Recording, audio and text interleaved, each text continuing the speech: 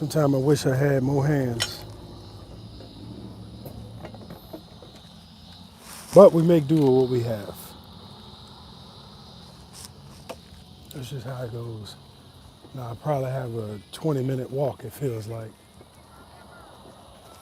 over to the spot. We out here on the lakefront, New Orleans lakefront. And I thought for some reason I would be able to park a little bit closer, but that's not a problem.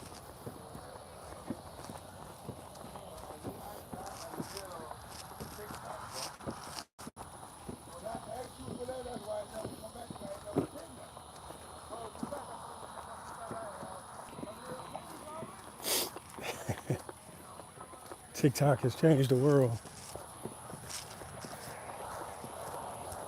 High outflow, no boats beyond this point. So my plan is I'm gonna use cut bait on a cork. I'm gonna use some artificial on bottom. And I'm gonna go with cut bait on the bottom as well.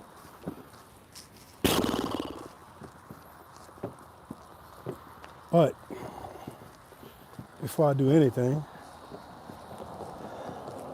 I'm gonna get this camera set up so I don't have to babysit y'all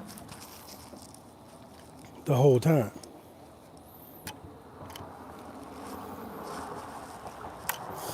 First lady let me use her tripod. So I'm gonna be on camera from time to time, but I won't be on camera from time to time. So let me get y'all set up.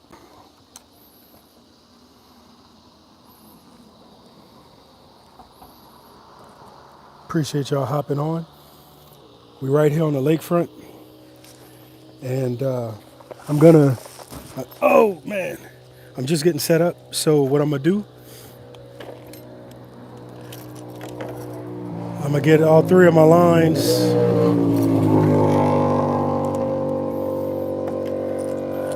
Get all three of my lines together, and then I'm gonna start fishing. And if anybody fishes, they know how hard it is not to just throw a line in the water already, but to get set up. So just be patient with me, because I'm being patient with you. All right, let's see where we at.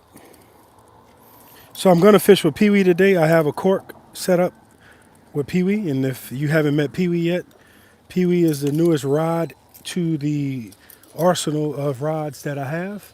And I'm gonna put a cork on Pee Wee, and I'm gonna get one of these nice pieces of bait that I got last night when I was, ooh, they're nice and frozen. So I'm gonna have to cut, and I'm anticipating, believe it or not, I'm really anticipating catching some catfish with this cut bait. I'm anticipating that a lot, and that's fine. I mean, if it's weird, people act real crazy about catfish. They love it or they hate it, and a lot of game fishers don't really respect catfish as a reputable fish. But catfish have kept a lot of people out the pool house.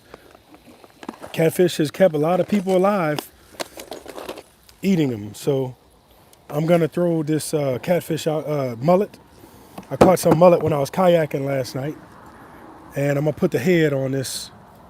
It's frozen actually, which that's what it is, So I'm gonna put a piece of this mullet head, and I'll show you the rig and how I'm set up and all that good stuff. Now this is my first time in this actual portion of the lakefront to fish. I normally fish by the Seabrook Bridge.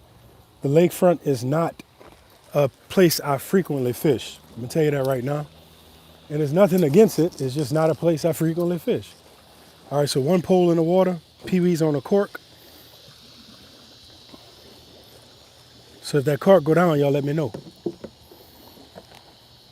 And I'm gonna loosen the drag so if Pee Wee goes, he don't go in the water. Cause I ain't jumping in the water behind no fish or no fishing pole over here. This is a really treacherous body of water. It claims lives every year, and it's not to be trifled with. You can swim in it, but they have a lot of places out here you can't swim in. So that's just something to keep in mind. Like I said, I am anticipating on getting some catfish to hit, although I'm not necessarily targeting catfish. I do expect a catfish or two or three or four to hit, but that is not the target species I'm going after. But you know, catfish are one of those fish of opportunity. If you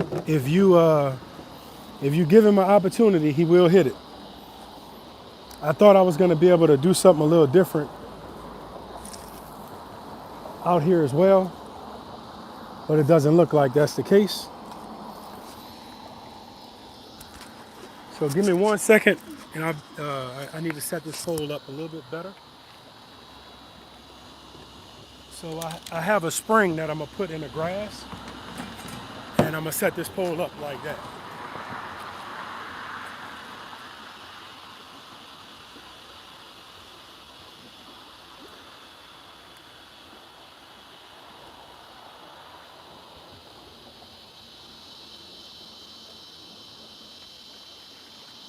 All right, so far we're set up.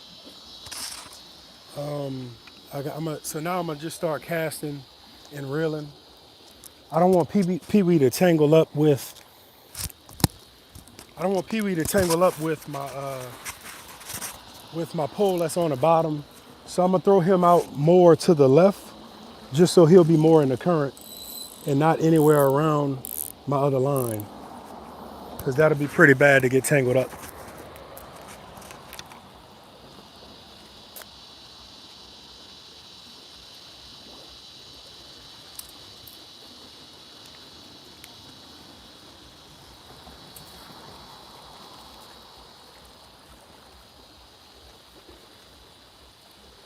So Captain Jordan is going to come out here in a little bit, and he's going to try to fish as well. So I have a cork on Pee-wee. I have just a regular hook, a circle hook with a piece of cut bait on my big white pole. And I have this pole where I'm going to throw these redfish little jigs. And it's a double rig.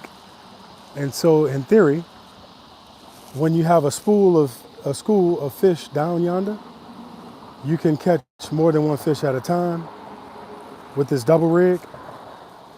And I've done that many a times, fishing with a double rig. They work great.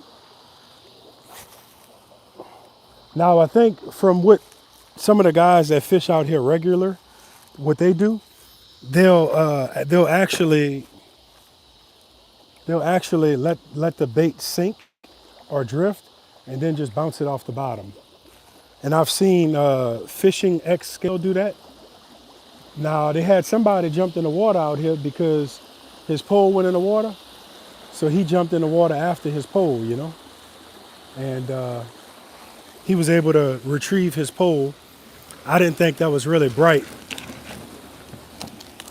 I didn't think that was smart, bright, intelligent, or anything like that. But I have went in the water behind a fishing pole too. But I would not do it in the lakefront. Yeah, I'm not really, I don't think that that's something I would personally do. So hello to everybody that has joined. Harvey.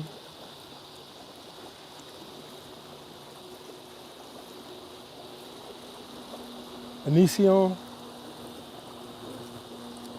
How y'all all doing out there? Thanks for hopping on. I'm gonna see if we can put y'all on a little fish. On my fishing video, dang, I hit a snag. On my fishing video last night, I ended up catching one redfish. I caught 4 catfish, and I caught 5 white trout. And we had a blast on a kayak fishing. We had a blast fishing. yesterday. It went really good. It was a good trip. I wish we would have caught more, but I'm thankful for what we did catch, and I can't really say too much more about that. I am thankful for what we did catch.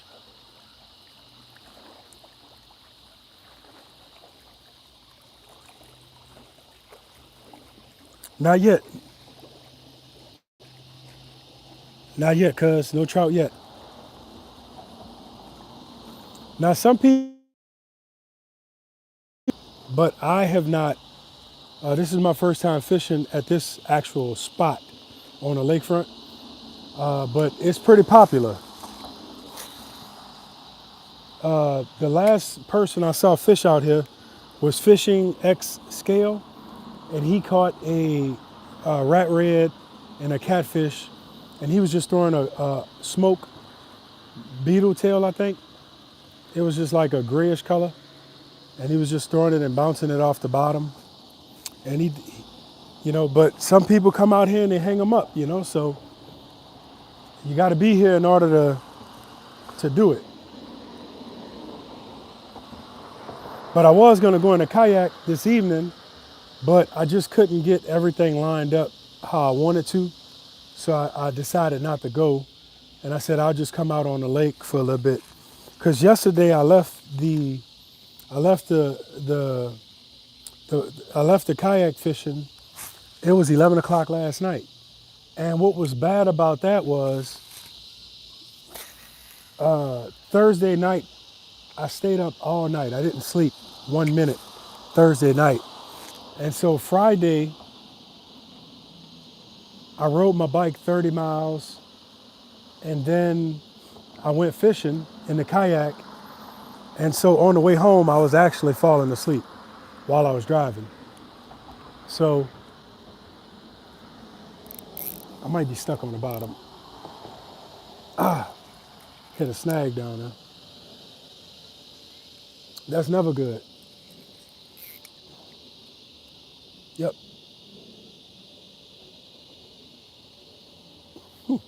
Feel like I hit a brick. Hang on, hang on.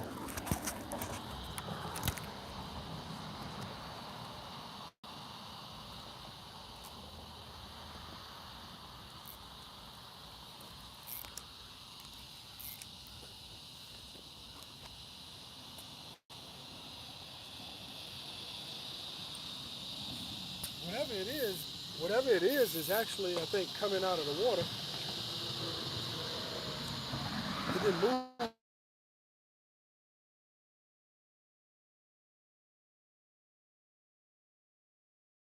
It moved.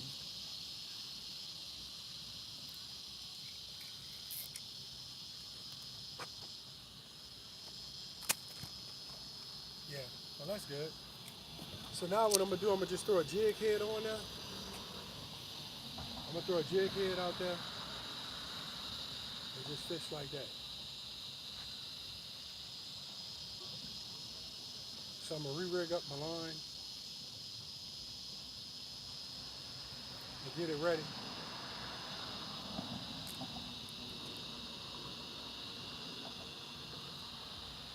I don't know what it was, but it was moving. Whatever the trash that it was stuck on, it was moving. So that's a really good thing.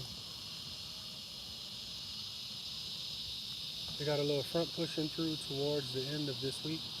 Should move some trout in. Appreciate that, Evan. Thank you so much. You got any recommendations on what color to use?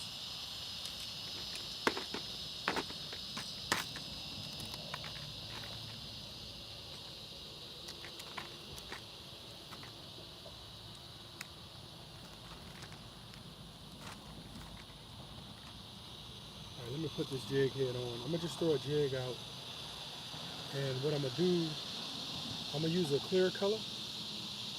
I'm gonna use a clear color. I might, you know what? I tell you what, I'm gonna put on a jig that I used last night. I got one of those already pre-made.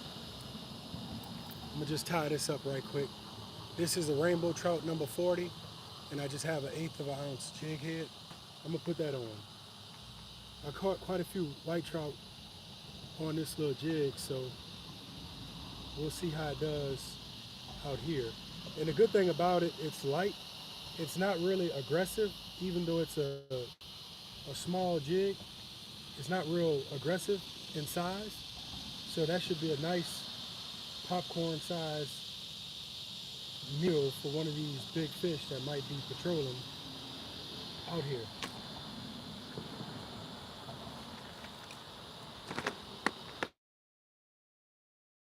Back in the water, or ready to get back in the water. Let me give it a cast. Let me show y'all the sun right quick. How you like that? The sun is going down, and it's beautiful out here. I'm gonna have to thank my wife because she's letting me use her tripod, and I think that I don't think I'm gonna give it back. Basically, I appreciate her letting me use it so much. Because I told her, I said, look, baby, do you have a tripod? She said, yeah, all I have is my big one, you know? So I was like, all right. So I'm really thankful for that. All right, how's it going? You got the magic bait? You got the magic bait? I'm just using artificial, and I got a piece of cut mullet. Got some folks on jet skis. Yeah, I'm sure the water is clear. Oh yeah, for sure. Fishing with Ferg. I'm gonna have to give you a follow as well. Do you post any fishing content, Ferg? I think the water is clear. You know it's got that green tint, of course, but I do think the water is clear considering um, it's not murky. When I lived out in Terrebonne Parish and Lafourche Parish, we used to call the water Coca-Cola brown because some people, like Florida, Jamaica, they have that water and yeah, for sure, I'm gonna give you a sub. But they have a different kind of water. Ours is nothing like that, but it is still beautiful in its own way as well. Thank you so much, Ferg. And I appreciate that tip, Evan, about the sparkle beetle and a clear color. I'm gonna put a clear color on next.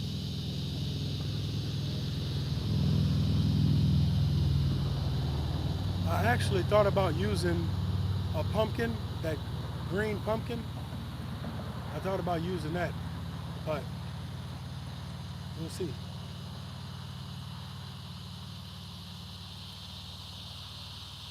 Now I'm a little shy to let it sink all the way to the bottom like I was doing. So I'm gonna throw one in the legs in a minute. I keep saying that to myself, but every time I cast, I'm going for the other side of the steps, you know?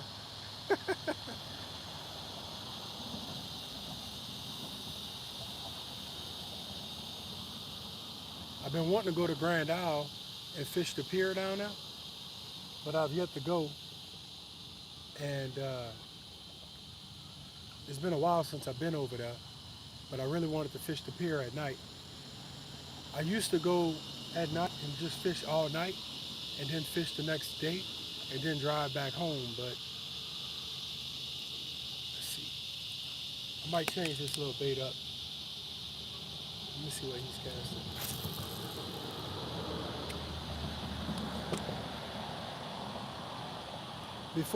By the Seabrook Bridge, Samapagi, Danny, Samapagi. That's the only that's the only Indonesian I know. Samapagi.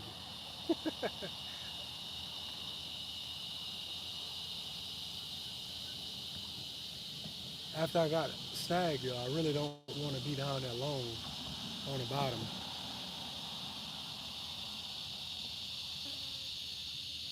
But I think I will put a bigger bait on. Nothing like getting snagged, you know. That's the worst feeling in the world.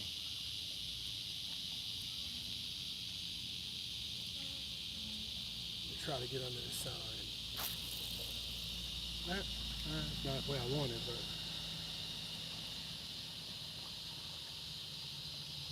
So they're fishing on the bottom. Yeah, we're fishing, Danny. Yep.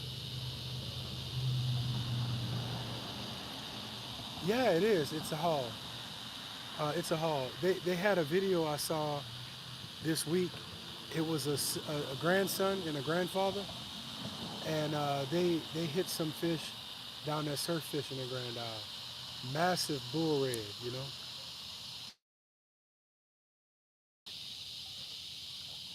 So evidently the snag is about 5 feet in front of me.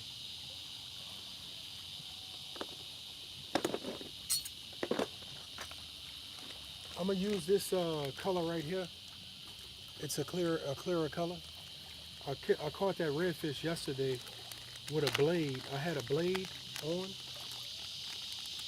and just to show you what a blade is,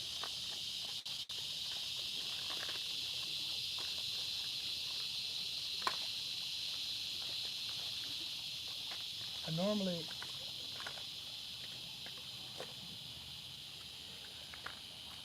yeah, let me just do this the right way. But yeah, I'm gonna change up. I'm gonna change up and get rid of that little bait I just had that I caught them white trout on yesterday, and I'm gonna put this bigger bait on here. It's gonna be clear with red, black, and silver specks. And I have a 1/8 of an ounce jig head that I'm gonna use.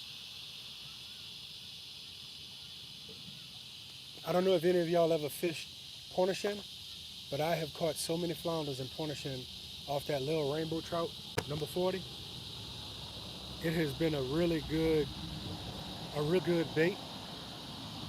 And I think the size of it, it's so unassuming, you know? So a big fish that's a bully, a predator fish, they'll look at that little thing and just gulp it down and go about their business until they have to meet me face to face. But it works great. Trusty Shrimp Creole. All right, let's see if we can get out there. Oh, wasn't the best cast. So anyway, this is a blade, and normally I'll put the blade on and you put the bait on this end, the jig head, and that blade will make some noise and flash when it's going through the water, and that can help with attracting predator fish because fish will hit the bait for a few different reasons. But mainly, like right now, I'm just basically hoping they come and see me because of seeing the bait.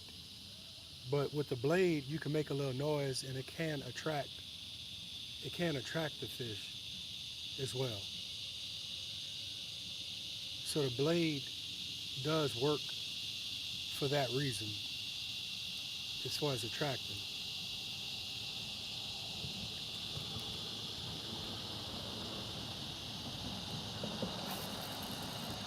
So I'm throwing a little short because I don't want to throw and snag up with my fellow fishers on the bridge.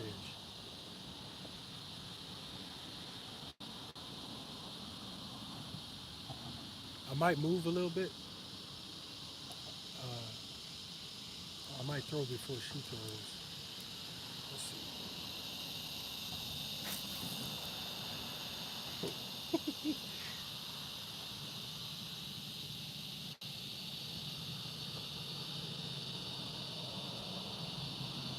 It'd be nice to hit a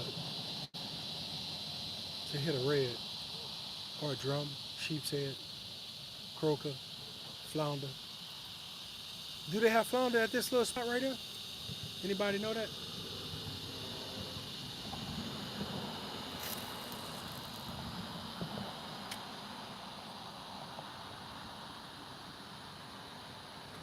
Oh wow! Did you see that?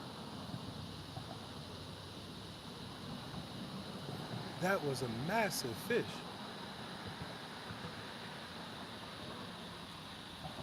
Man, that was huge.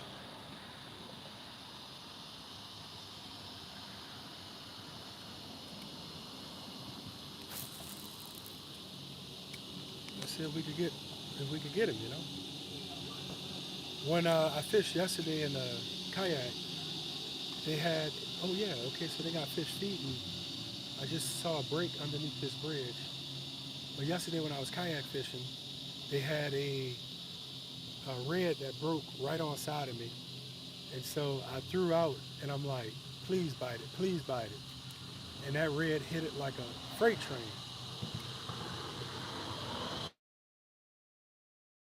It hit it like a freight train. And it felt so good. It felt so good. Okay, okay. Yeah, gars are really popular out here. They have beautiful garfish too. In fact, by the Seabrook Bridge, they have gars that look like a leopard with the spots. It's a beautiful variety of gar.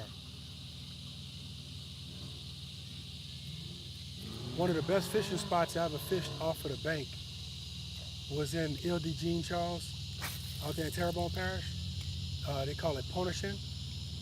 And every time we would go there, we would always limit out. Always limit out. You could limit out on reds, drum, flounder, all in one trip. They had some huge speckled trout. Back then, the bait to use was chicken, some electric chicken, I think. That was a really hot bait at the time. That was way before, I guess, voodoo shrimp and all of that stuff. That was a bad cast, though.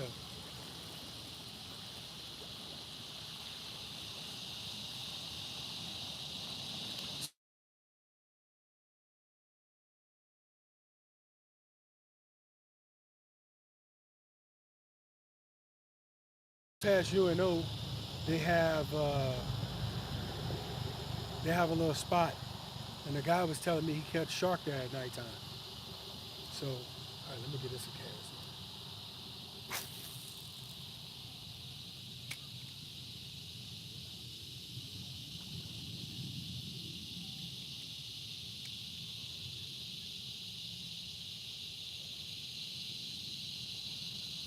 Now, last night I was fishing in a place called Happy Jack. Yeah, I've never fished Pointe-a-Chan with the yak, but it is definitely on the to-do list. Definitely. Now, what they tell me is, if you go on Facebook, there's a guy named Lance Billiot, Billot. He he fishes all the time out there, off of this dock or wharf, off of this little pier they built. Oh yeah, whatever that is, garfish. Um, and Lance fishes out there all the time. He throws the net and catch shrimp. Speaking of which, they were catching some shrimp out here with a cast net. But Pointe-a-Chan was one of the most productive spots. What's up, biker? It was one of the most productive spots I ever fished in southeast Louisiana. One of the most productive. I'm gonna try to reel a little slower without jigging. Last night I had to basically crawl the bait that slow, and it worked. It worked real good. But I am a little concerned with getting snagged on the bottom. How you doing? I am concerned with getting snagged on the bottom though. Nobody fishes to get snagged, you know.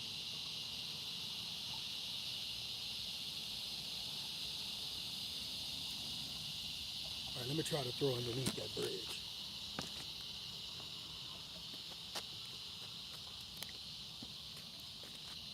It's gonna be a little hard to see, but the sun is setting, yeah, right back there. Yeah, it's a little hard to see it, but it's beautiful. That is good.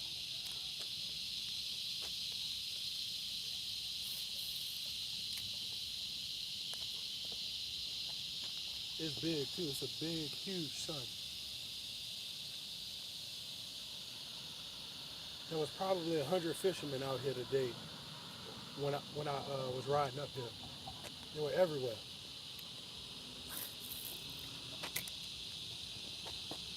So that's always a good sign. Everybody watching YouTube, you know. I can see a little crab in the water on the bottom step swimming.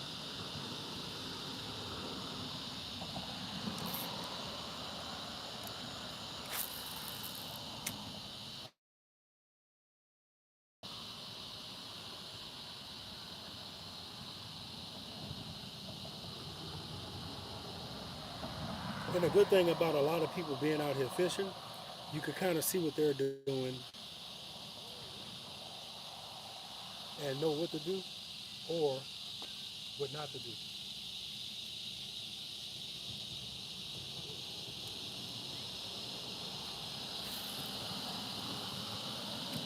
I'm gonna try to throw where they keep breaking at.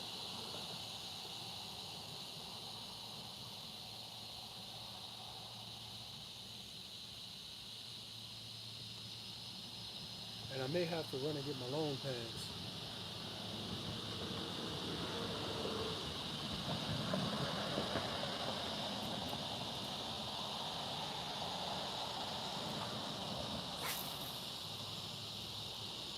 When I woke up this morning, I was a little sore. It's easy to get sore when you fish and you're constantly casting 200, 300 times in the trip, you know.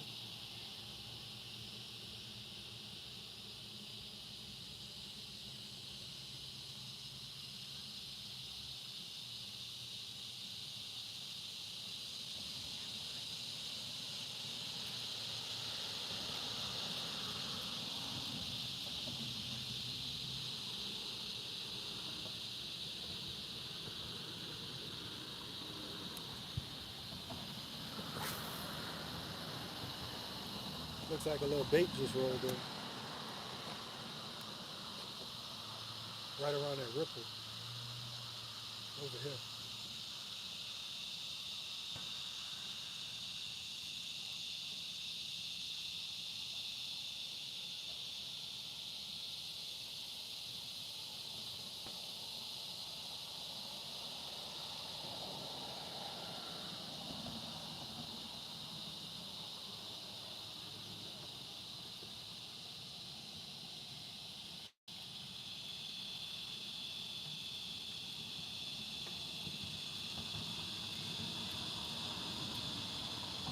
All right, let's see.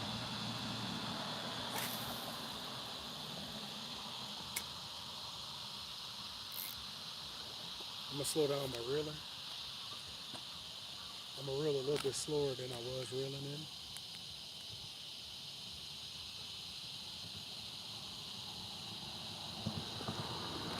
Because I know in the wintertime, sometimes you have to slow down your revolutions on the reel because you could be going too fast. Sometimes you got to speed it up. So it's good to adjust your revolutions to figure it out.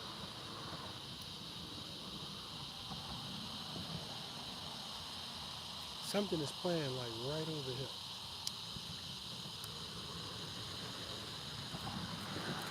You good, bro? No, you good.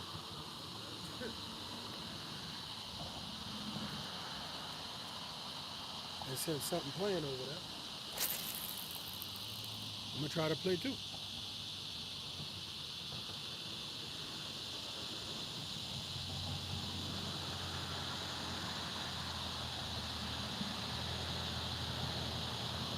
So it appears everybody that's out here. Oh, he got one. He got one. Yeah, he got one on the bridge right there. Yep. So they're using look like live shrimp. Okay. Little cannibal. Pinfish. Yeah, little pinfish. That's good. It's a good sign. The cannibal's out. They make great bait for redfish too.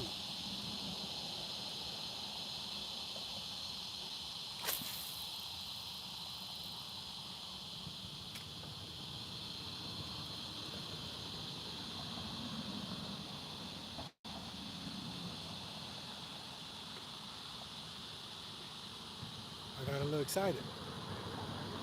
Fishing is all about morale. It's all about morale.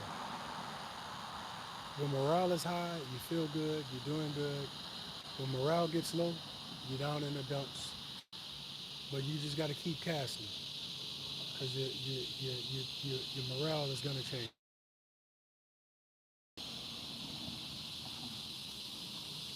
It's going to change. It's just a matter of time.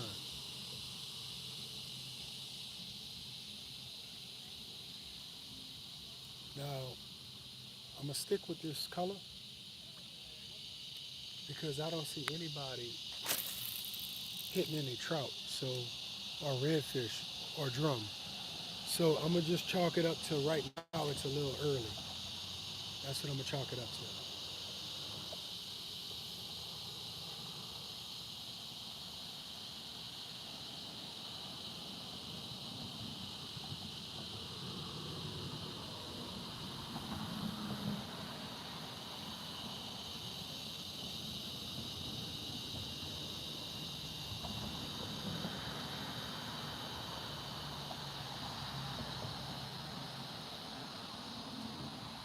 Man, look at that big spool of action right over there off the point. You might see it. Look at him turning up, feeding right over there. Wow, look at all them bait fish and predator fish over there. Straight ahead, right off the point. Man, that's a big spool. Hopefully they come over here.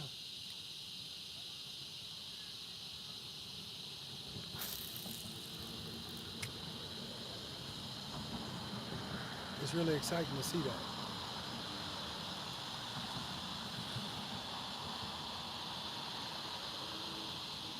Really exciting to see that. Pick up. I'm gonna pick up this other pole because it may just be in a bad spot. Okay, I like the way that looked.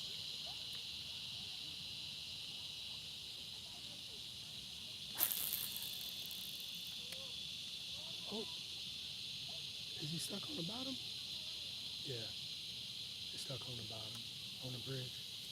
Might come loose. I like that little trout action that was just right there.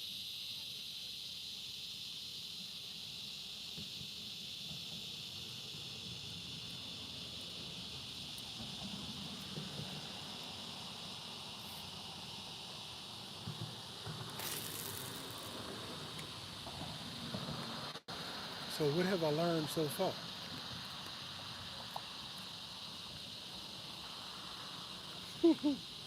I learned I don't have 5 trout in the cooler,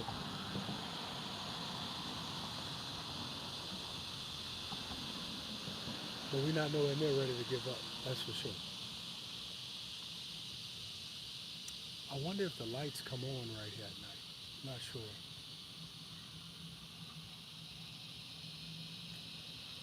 Not sure.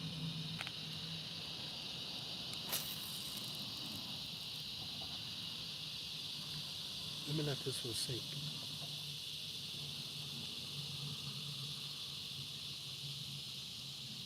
That dude is crazy throwing the cast net over there.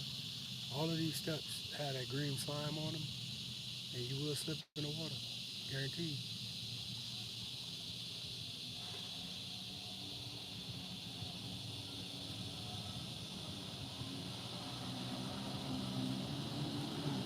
The jet ski is.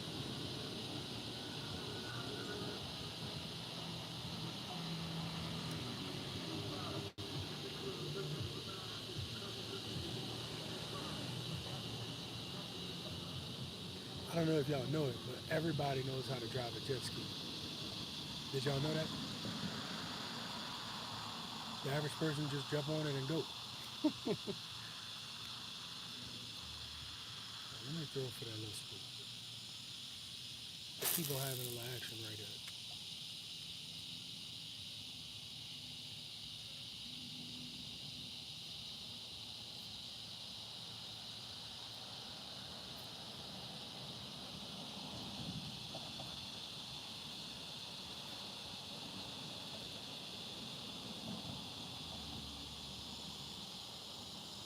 That that that 8 foot net wearing that boy out. I tell you that.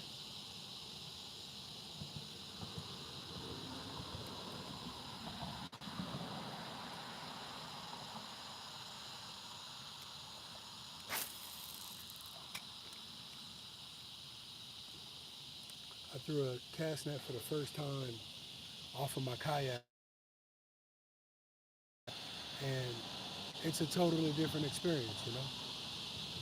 Oh, totally different experience.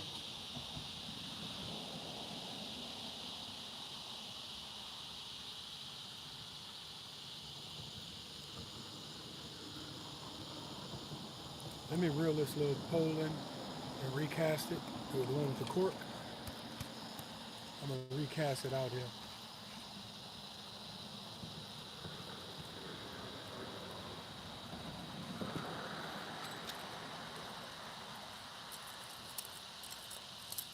So we still have bait on it. That's a bad sign.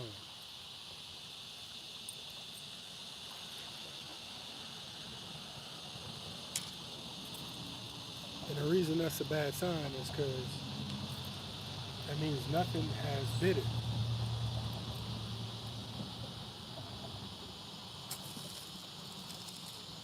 All right, let's see what it do right there.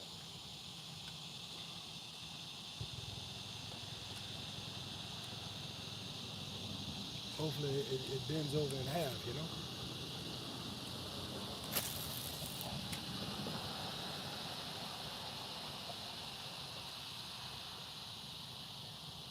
And I have about, I guess, 2.5 foot of slack, maybe 3 foot of slack underneath the cork.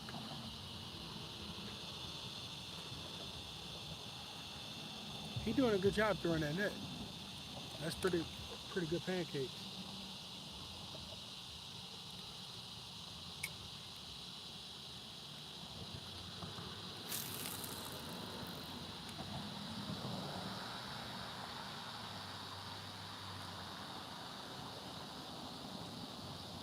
You know, I'm in a dilemma because with my fishing content on YouTube, I really don't like to edit the video and just turn the GoPro on or the camera when I catch a fish.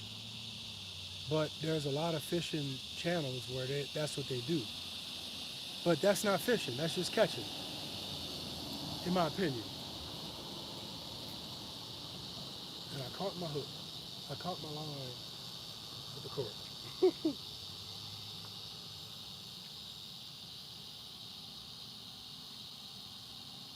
But it's like that's not realistic fishing when I just show you me catching the fish. Me fishing is when I get in the car, I drive over, I get the bait, I get the gear, I get all of that. That's fishing. Fishing isn't just catching, you know? But it seems like, I'm not saying everybody, but it seems like a lot of the videos just show you catching videos. But that's not always, unfortunately, that's not always the case. Some days you catch, some days you fish. Biker, I'm using cut mullet. I'm using cut mullet, and I'm also using artificial. So I have a line on the bottom, I have this cork, and then I have artificial I'm just throwing, casting.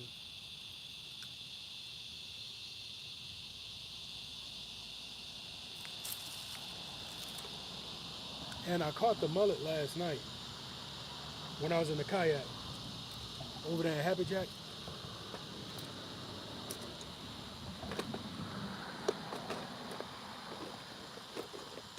So it's not like it's been in the freezer forever, you know? Hey, Biker, did you get the fish today? Yeah. And I'm fine with that, Biker. I'm fine with that. Like if, but my fishing videos, you know, that was probably a trout right there. Let me get that other pole out the water and throw it in a different spot.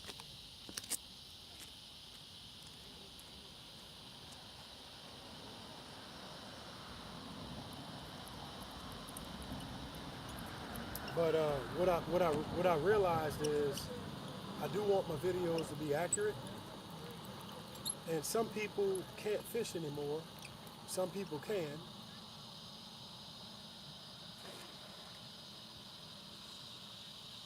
Man, they must have a crab down there. Because this mullet is all jiggled up.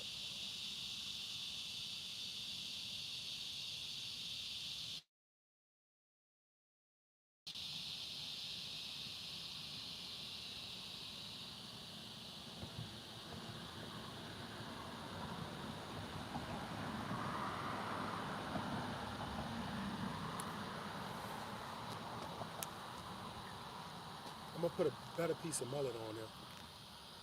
This looks like a crab has been having a good time down there.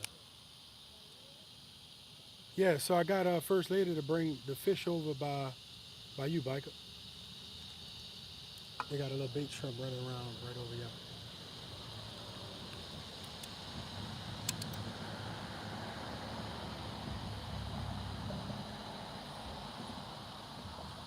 If you was a fish, would you bite this?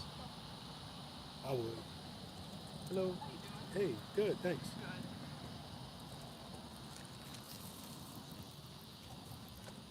All right. Now, Moby Dick is gonna bite that.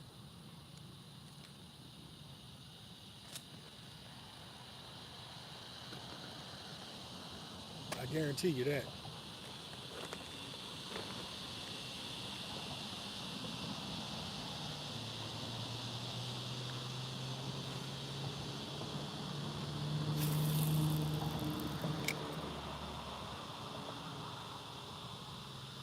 So I have been seeing a few trout. Just over the last few minutes, I've been seeing a few trout pop on the water. They like it. You'll notice how trout work. But whenever you see like a little bubble action, as far as them, I don't know if they're turning or if they're striking at bait. But trout have a certain trace that they leave on top of the surface of the water that you kind of understand. They got some crabs right here at the foot of the steps. So the water's clear. It is clear. I'm gonna reel the slack out of this one.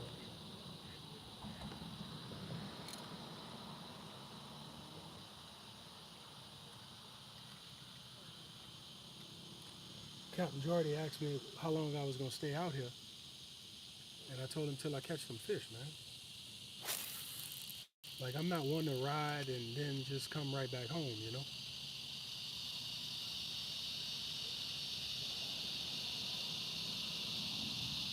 I'm gonna tell y'all this little tip, all right? This has nothing to do with fishing, but it has everything to do with life. So on my way out here, one of my boys called me, and he was like, "Hey, can you help me load a grill up? I'm at Home Depot." I said, "Okay." So I was like 2 minutes from him, literally, but I was on my way here. So I went and helped him.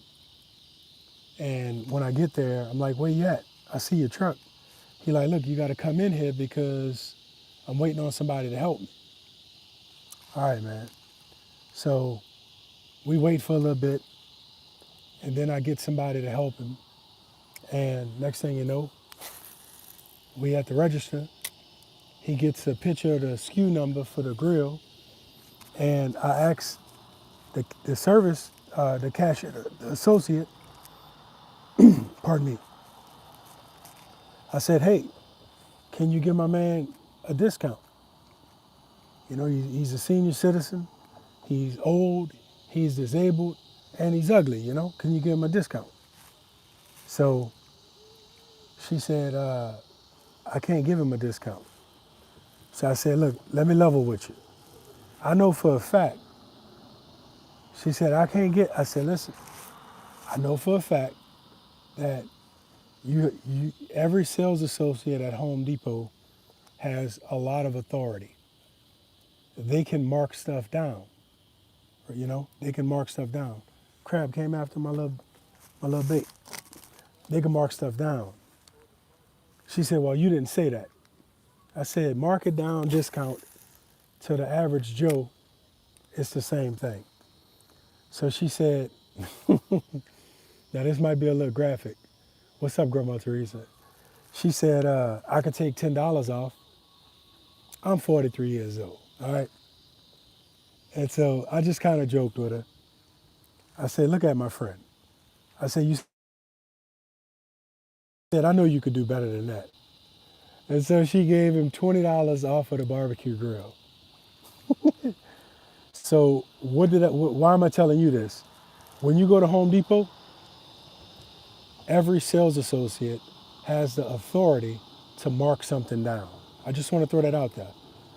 For example, one hurricane season, I bought a generator for my parents. And I bought a generator. Oh, you got a nice fish. Look at that one. That's a nice trout right there. So I bought a generator for my parents, and I bought a window unit. Now, because of buying a generator, I didn't have, the generator was 7. Well, they're catching a few fish. The generator was 7, and the window unit was like $300. So I was gonna be short, you know. So I told the guy, the sales associate, I said, look, bro, I said, hey, my parents are elderly. I'm trying to rob Peter to pay Paul. I said, by any chance, could you do a little bit better than this? I said, the box open, you know, and he marked it down. And what that taught me was, you don't have to act cute. That's what's up, Stan. And they have the authority to do that. You're not taking anything from the company. And Home Depot has one of the best, their corporate, the GM, etc., the company, they have a great attitude towards you as the consumer. They would rather give you a discount on what you're purchasing because they know you're going to stay loyal to Home Depot and do business with them for a long time. Whereas if they don't have that view and they just be like, well, take it or leave it, they know that people out of pride will not spend their money somewhere just because they'll pay more money rather than spending their money with someone who they don't want to do business with. And Home Depot understands that. So they train their staff to take care of the customer. Now the average person, they don't know that. So they're gonna just handle business a certain way.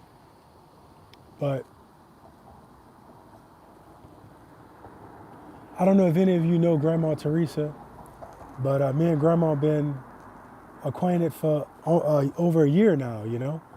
And she does a lot of cooking videos, seniors cooking on a budget, a lot of good videos. So give her a check out on her channel. And if you're into subscribing, please do. Help Grandma out. And like Grandma say, at the end of every video she do, come back, Grandma love you, you know? So I see some fish, I don't know if it's pinfish, but I see a little action right over here in the shimmer of the water.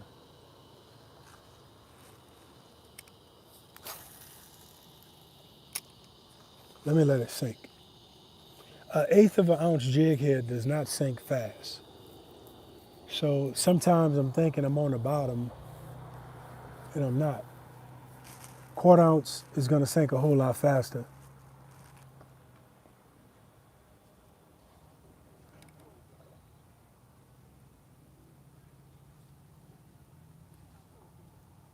I hope I'm not tangled. Trying to let it sink, you know?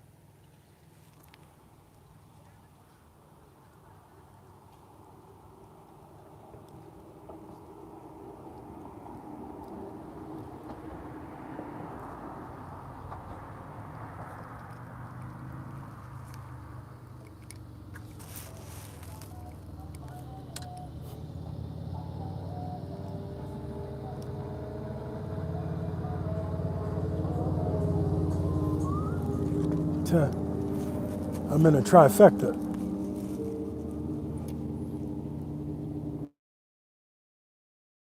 Back to night fishing. One silly, undisciplined maneuver can shut the whole operation down.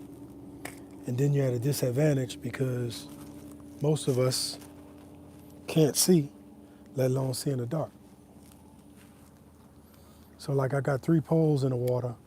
I'm gonna pull my little pole with the cork, Pee-wee. I'm gonna pull him in.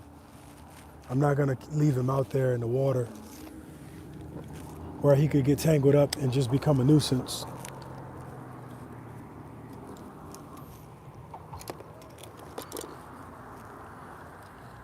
I don't know when my boy gonna get here, Captain Jordan, but you see something. I might try to throw him under the bridge.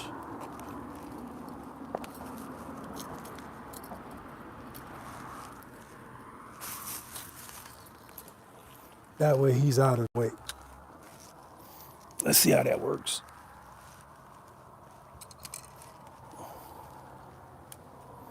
If Pee-wee dunks down real fast, I might scream. Thank you, Grandma. Appreciate that. I have not caught anything yet, which is a little concerning, but it's still early.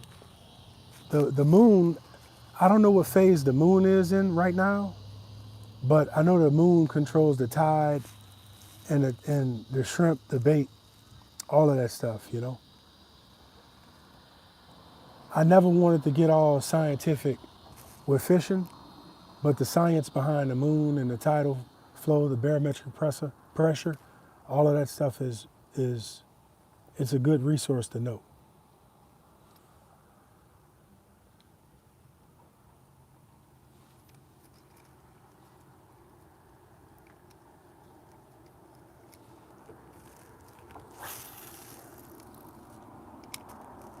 I didn't know you could fish off of the bridge.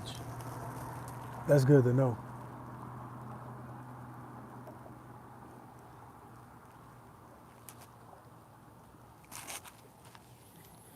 I done got hit by 3 gnats, so I might be walking back to the truck and getting my long pants.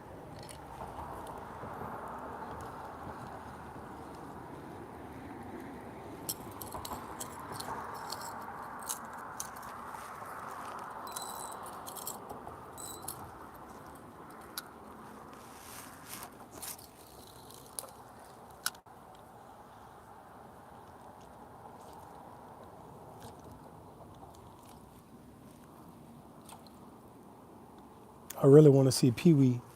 Last night, Pee-wee caught a big, well, I say big, it had to be like a 2-pound catfish, and he did good. He did good. That catfish had him bent over pretty good.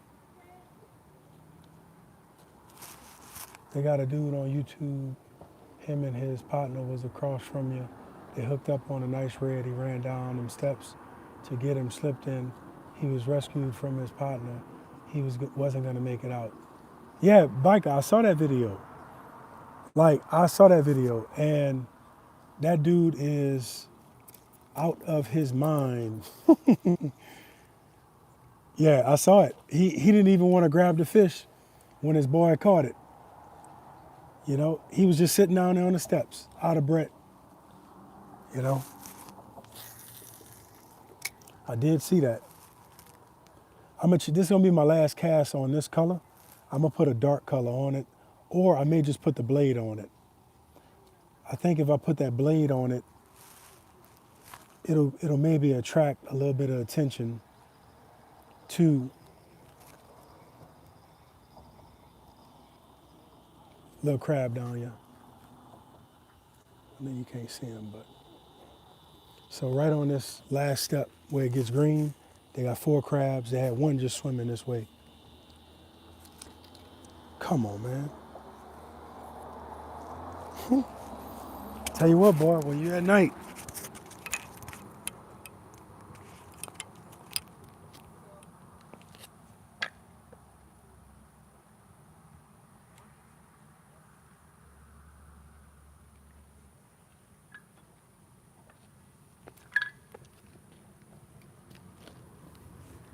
I'm gonna put this blade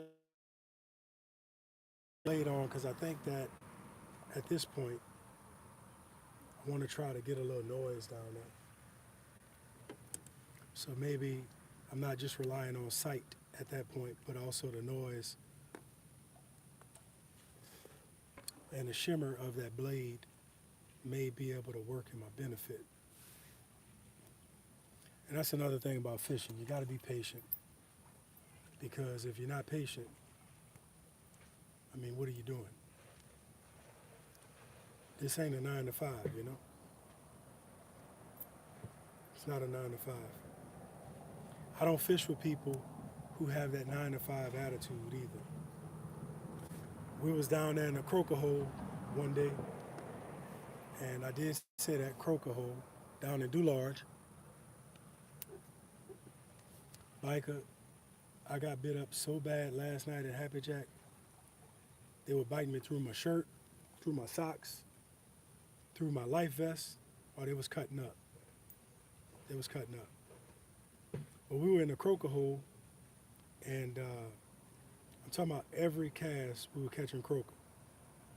And the captain of the boat, he said, nah, we're going to go after some redfish. Now, mind you, I told him, I said, look, Cap, I'm cool with these croaker, man. There was 3 of us fishing. Cap was fishing. So that made 4, but I mean, as far as just like us, it was 3 of us fishing. I was cool with croaker.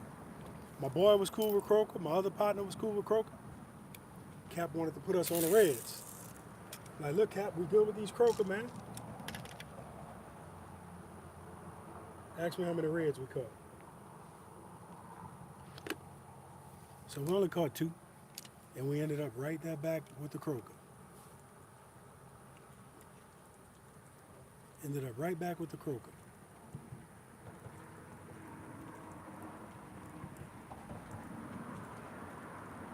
Exactly, exactly. And what that taught me was just be thankful for what's biting.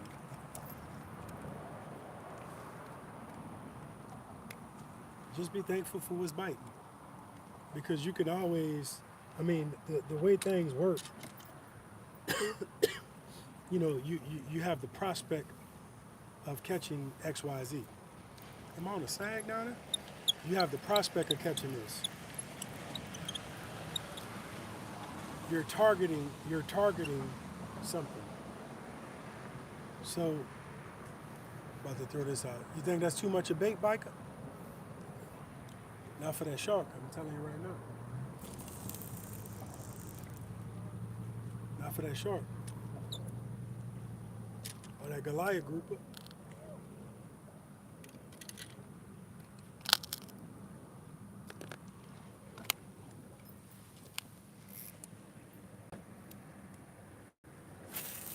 Oh yeah, nice fish, man. That was a red, look like.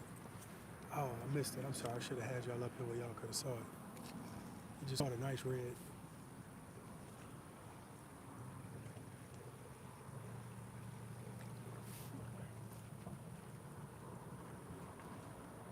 I'll try to keep it in frame right there. He just caught a nice red. I wouldn't have wanted to horse him up that far out of the water up to, better have some good line. I'm only using 12-pound tests. The biggest I like to use is 15-pound. Now I will say this. When I fish the river, I'll use 25 or 30. But, you know, I'll use 25 or 30. But on average, I just use 15. They must have a crab on my cork. Yeah, they must have a crab on my cork.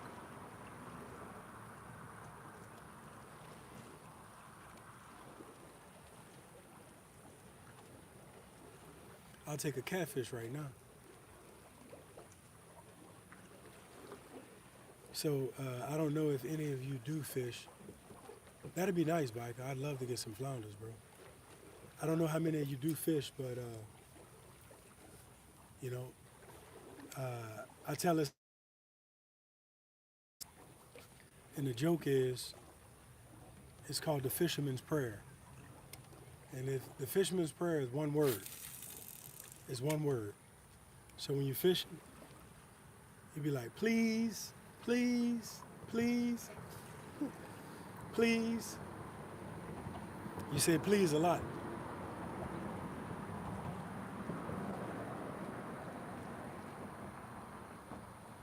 I think I have a crab on this cork. Ooh, that was a fish pop right there.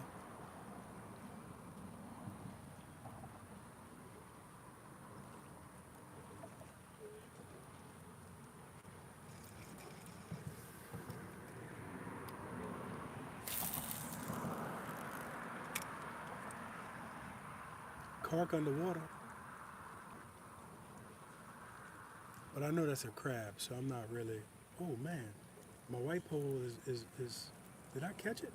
That white pole has a fish on it. Oh yeah, we got a fish. It's probably a catfish. Oh man, this is a nice fish too. Oh yeah, oh yeah. This is a nice fish. Oh man, let me get them legs.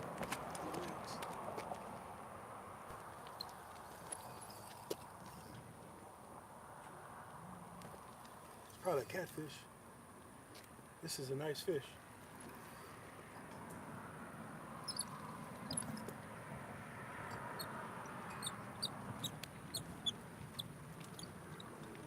Tah.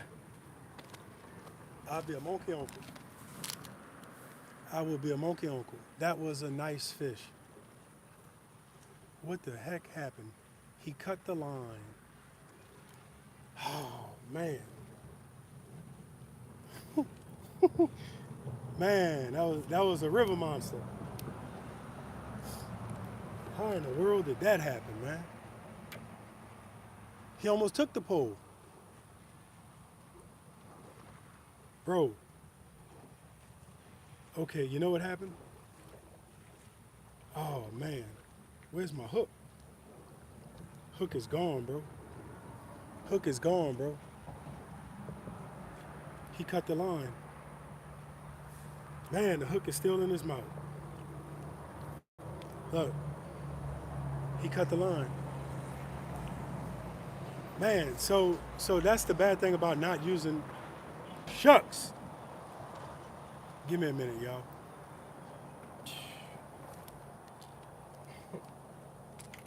Give me a minute. This is real life. This ain't just, you know what I'm saying, a video. This is real life. I had a huge fish and I freaking lost the fish, man. Shucks.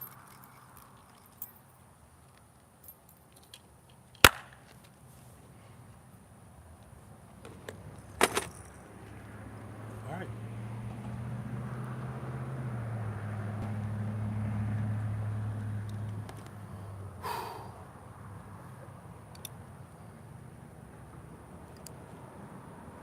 That was a nice freaking fish, man. That was a nice fish. And he bit the right pole and all. But now I'm kicking myself in the butt because I'm like, you know, maybe you should have been more aggressive with him. Maybe you should have, you know. But he took the hook, and that hook was big enough to stop him. That was a circle hook. That was a nice hook. That was not a little freshwater hook. But so when you get a nice fish and they have teeth in their mouth, they will break your line. It will happen. It will happen. So what you do is you try to use a leader wire so that they won't hit your line.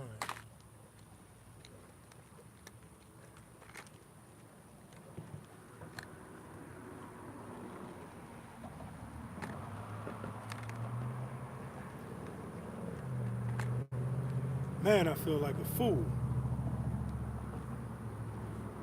Shucks. I feel like a daggone fool, man.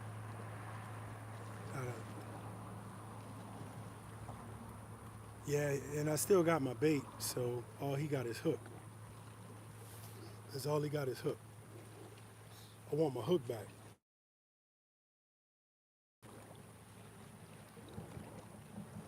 What I might do is get rid of my,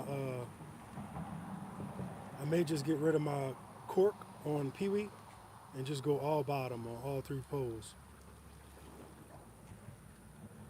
It appears that the trout and the red they caught were all on bottom. So maybe I'm approaching this the wrong way. Maybe I just need to be on the bottom. So what I'm gonna do, I'm gonna cut this bait.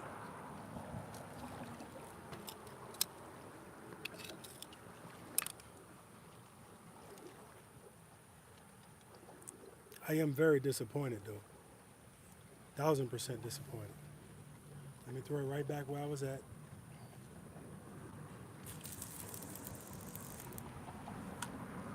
That was a nice fish, man. That was a nice fish. I do agree with that, biker. I do agree with that. But with the current and all, like, with the current, I don't think I'm gonna be able to do all three of them on top.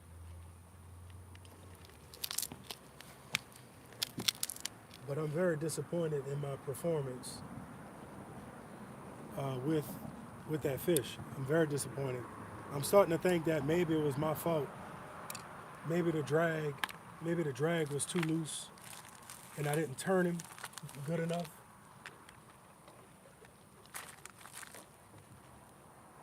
I got a lot of things running through my head.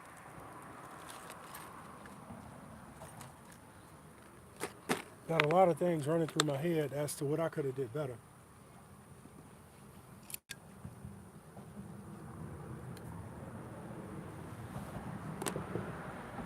I'm gonna take that cork off of Pee-wee, and I'm gonna let Pee-wee earn his keep. I would have loved to catch that fish on Pee-wee.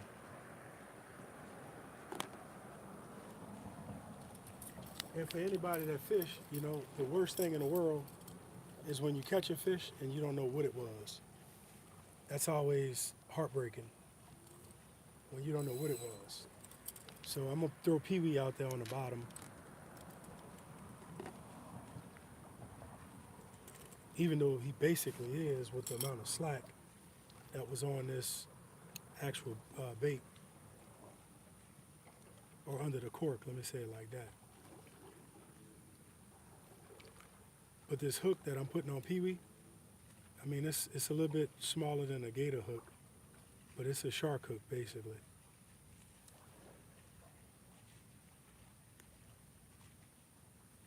One day I was fishing with my father-in-law, and we were down in Boudreaux Canal.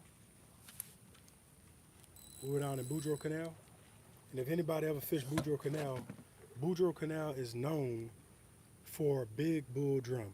They're known for it. I caught a drum one time in Boudreaux Canal. That thing never stopped. And they have the biggest drum in southeast Louisiana, Boudreaux Canal. I caught one time so big, two people had to pick it up. We put a branch through his gills to get him out of that. And, you know, so anyway, me and father-in-law fishing Boudreaux Canal, and he is catching everything, man. Like, he wearing me out. Like, I catch one fish, he got 6 fish caught. And I'm like trying to figure out what this dude is doing that I'm not doing. We're using the same bait. But what it was, his hook was smaller than mine. So he had a smaller hook. So the small hook, the fish was easier able to put it in his mouth than the big old hooks that I was using. I said, look at that little dog there, boy. He is out here, and he ain't tell me nothing. And how I found out his hook was smaller than mine, we got tangled up. And when I went to untangle us, that's when I saw how small his hook was. I said, how you like that, man? He keeping all the secrets. That's right, for sure. For sure. Now, Pee-wee don't throw too far, so, but we're going to take what we can get. That's for sure. And I will tighten up my drag the next fish I catch on that white pole.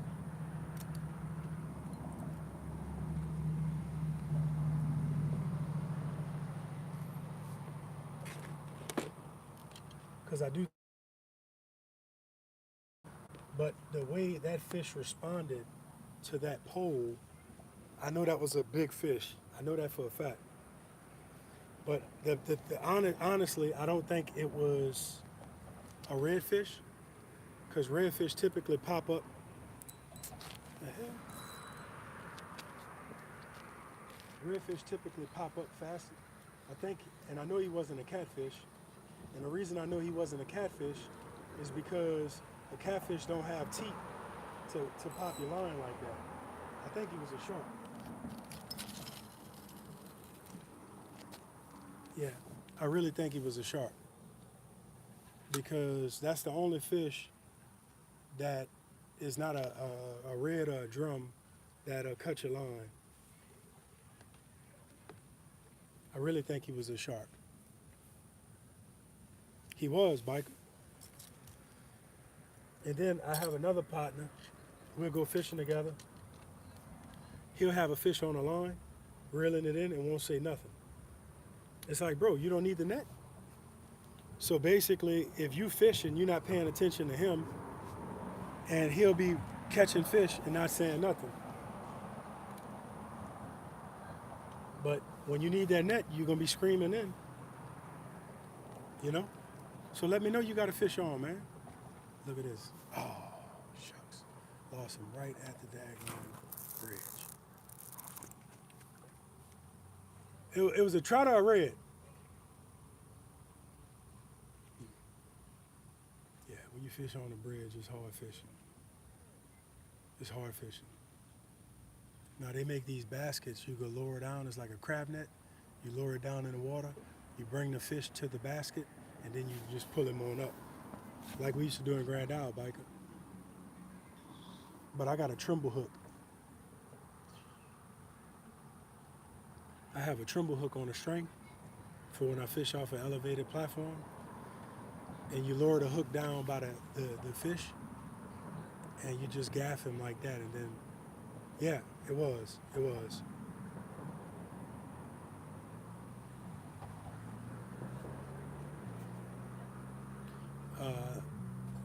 Yeah, well, they cutting up on the bridge.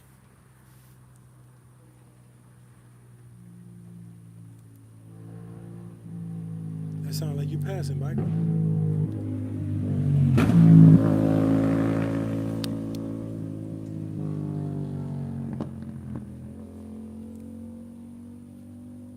So anyway, gotta go for now. All right, Grandma, you take care, boo. Good seeing you today. Thank you so much. Y'all have a good night. So I would have loved to see that fish. It's amazing how the ones you miss are the ones you think about the most. We was down punishing fishing one time, and we were out there all day, and I hit a redfish, got him 5 feet from the bank, and I'm waiting for my boy to gaff him. Fish food around and turn, pop the line, and all that. We still fuss about that red. He said it was my fault. I said it was his fault. He was the gaff man, you know? You got one job when you're the gaff man. Gaff the fish.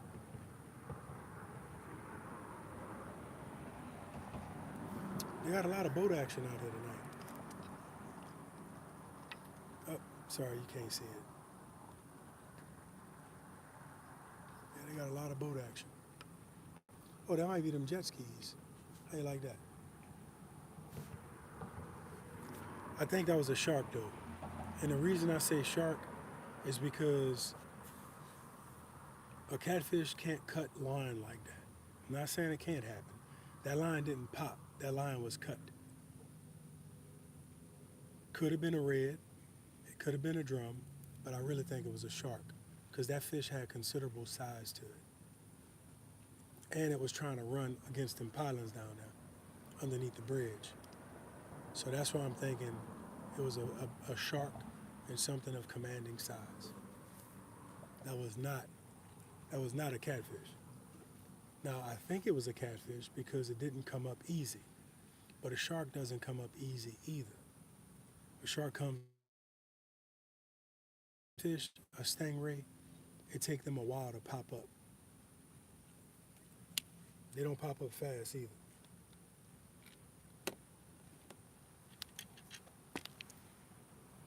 I gotta watch Pee Wee now.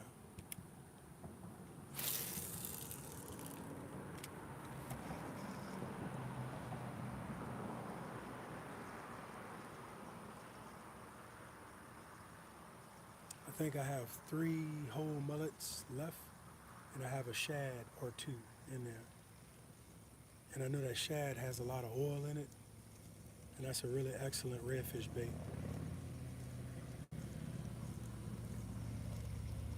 In fact, that fish was so big and powerful that it could have pulled my pole in the water had I not grabbed it when I did. And that was with the drag set as loose as it was set. That was a really substantial fish.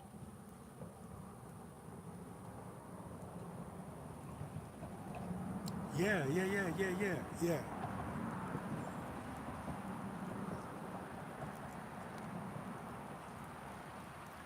I've seen maybe 3 guys fishing here in this spot on YT.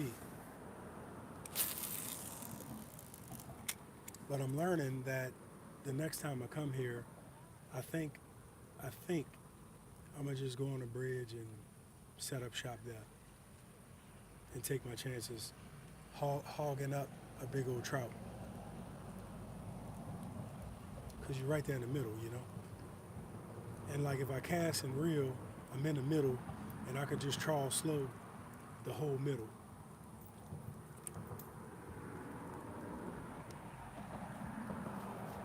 But I am happy that I did hook something. I'm happy for that. So I didn't get skunked.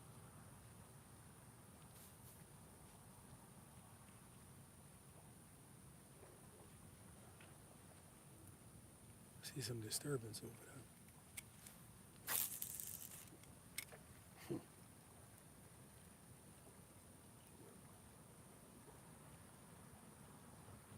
Oh, they got a little bait under here.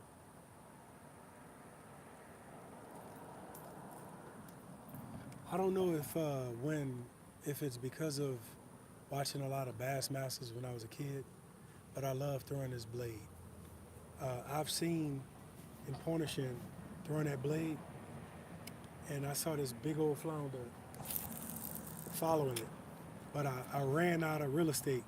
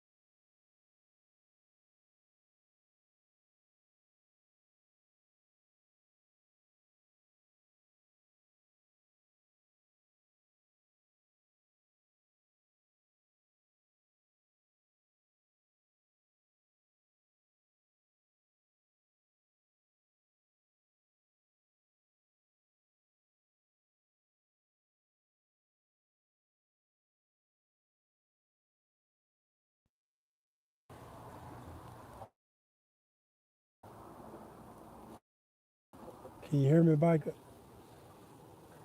Biker, biker. Can you hear me?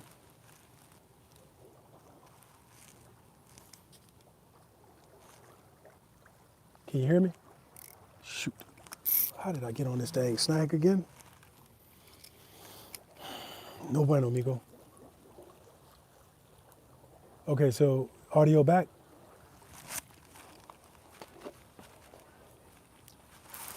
You know what? I might be hooking a step.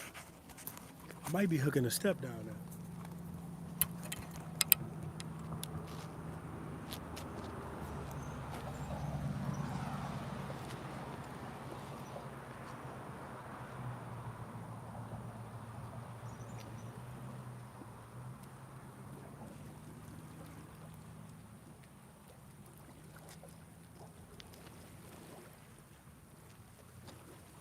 All right, so these fish, the topography down here, I need to go back to the drawing board and figure some stuff out. Man, this is a bummer, man. I lost 2 different baits down here now. I lost my good redfish bait, and I lost my nice blade. So what I'm gonna do, I'm gonna just put a jig head on him. I'm gonna do a jig head with this little piece of cut bait.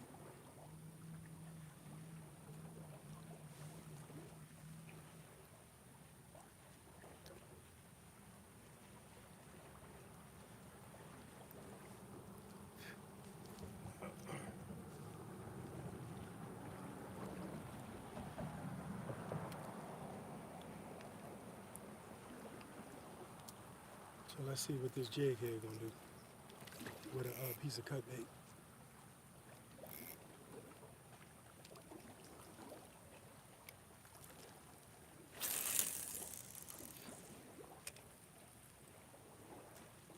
Perfect spot.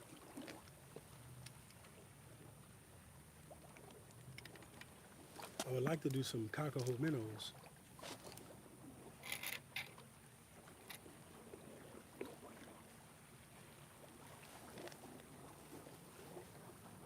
They got a few trout right on that water over yonder, under the bridge.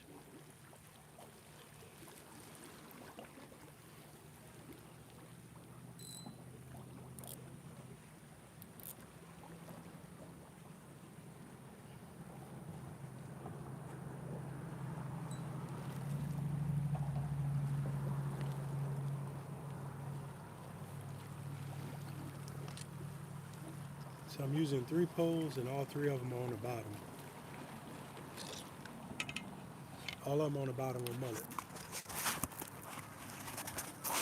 No, I lost, it was a double rig. It was a double rig, but it was gold. Am I getting a hit on Pee-wee? Or is that the current? Pee-wee was dancing a little bit.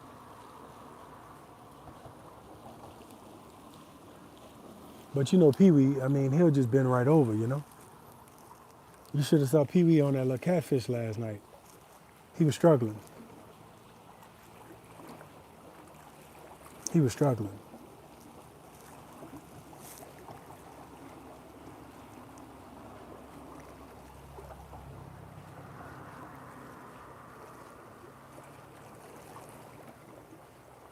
I keep thinking about that fish that got away, man.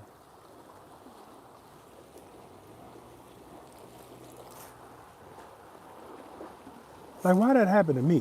What I did?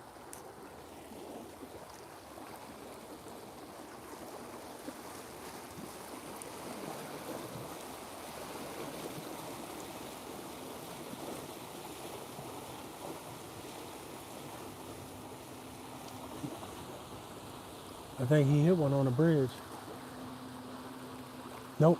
Okay. When you fishing trout, you don't need to set the hook.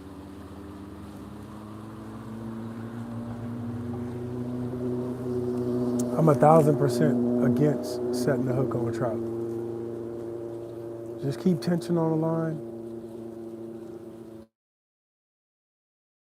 Set the hook.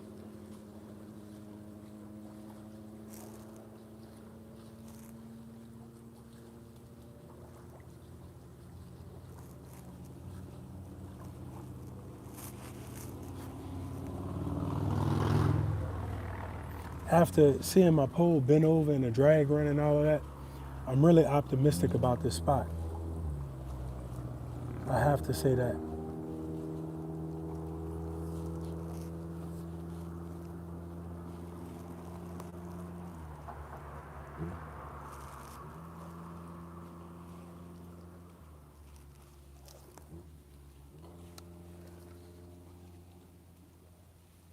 I'm really optimistic about it.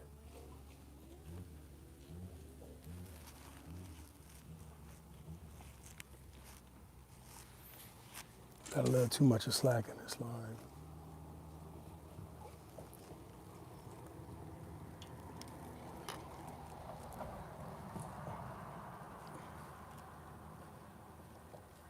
I don't know what the bottom is over here. I don't know if it's a mud bottom or a sandy bottom, oyster bottom. I don't know. Oh, oh, oh, oh, oh. Was I getting a hit on the green? Was I getting a hit on the green? Or was that a wave? Oh, wait a Pee-wee getting... Pee-wee keeps on jiggling, man. So something might be messing with Pee-wee too. The last thing I want is Pee-wee flying away into the abyss, you know?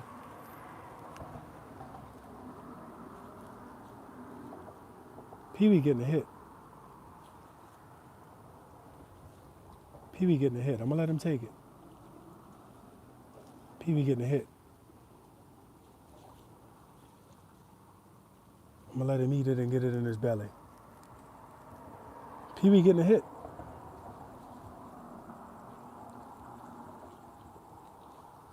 And that's not me moving him either.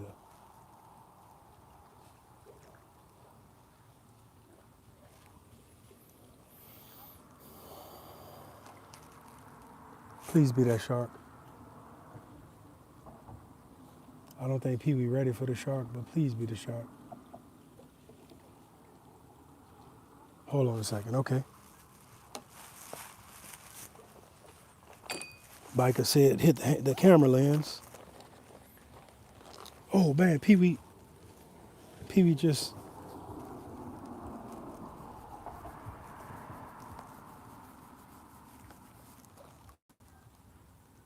Sorry, Biker.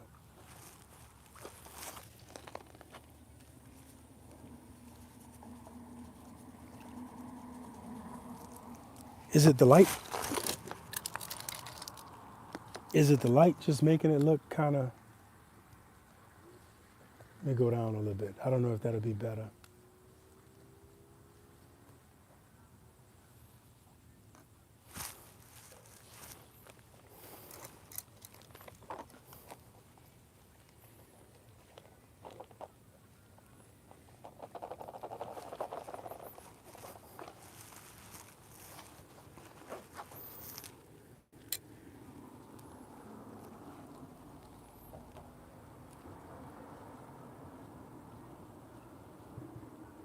Pee-wee is getting hit, man.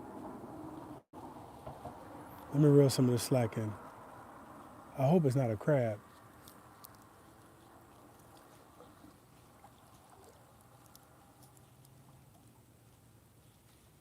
Might be a crab.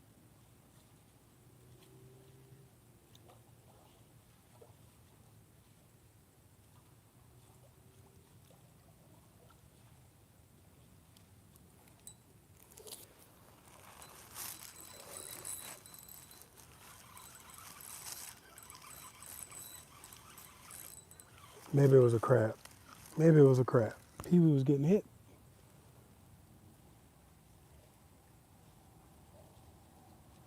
Could have been a crab.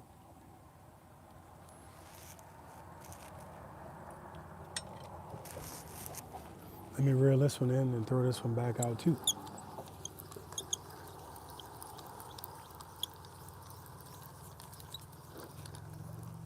Check that out. Throw that back out.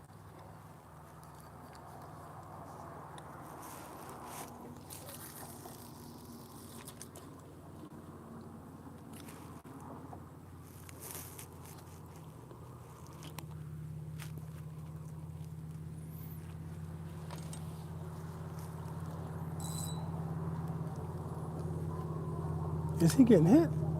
No way, man. This white pole is bouncing all over the city. Look how that pole jiggling. Oh, I'm sorry.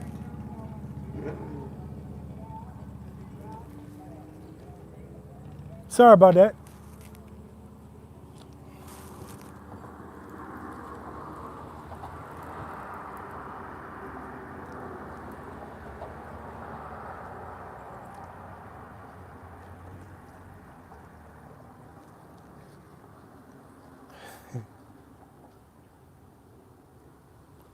Thank you. You could just drop it. Yeah.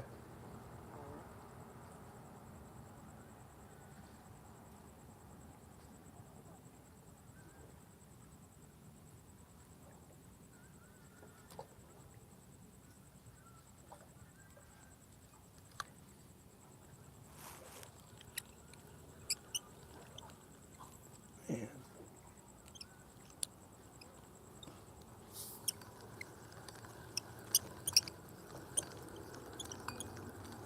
I couldn't tell where I was at.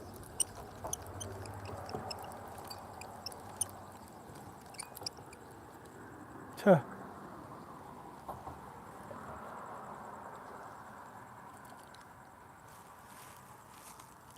So my bait missing on that pole.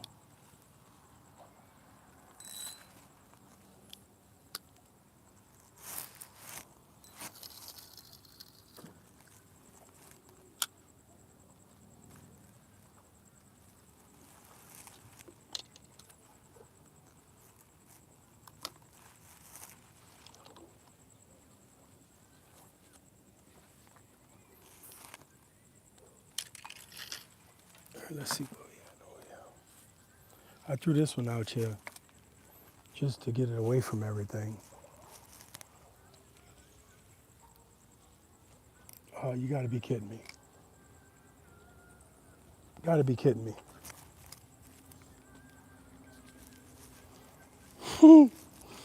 I think I'm stuck.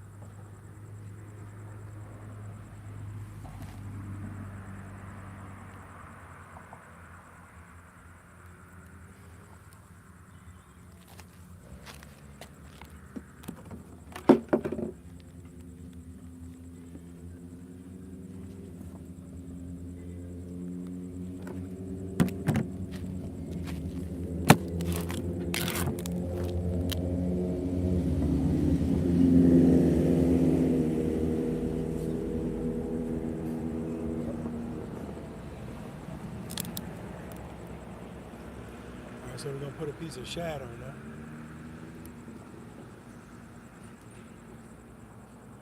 So on, yeah, Biker, the lines crossed. On Pee Wee, I had a cork at first. Yeah, I had a cork on Pee Wee at first.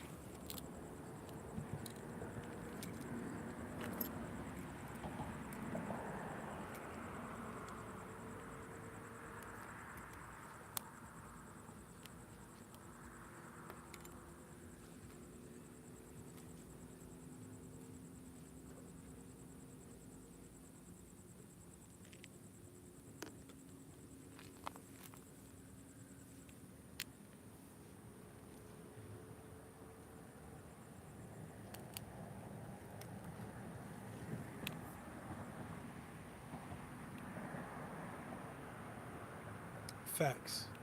It's just like being on the river.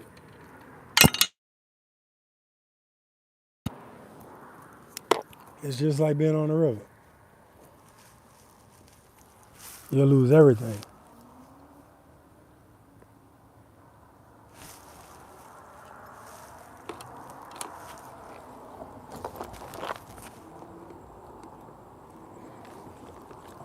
You'll lose everything, man.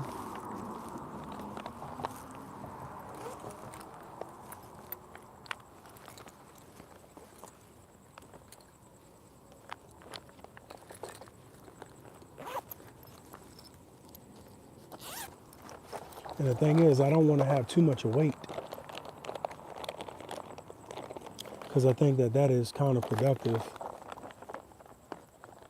in itself.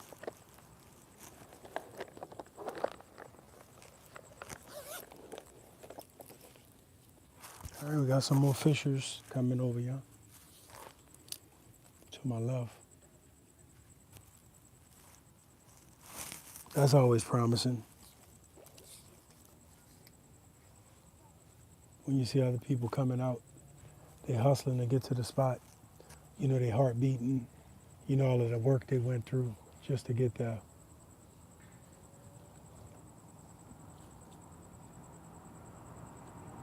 That is true.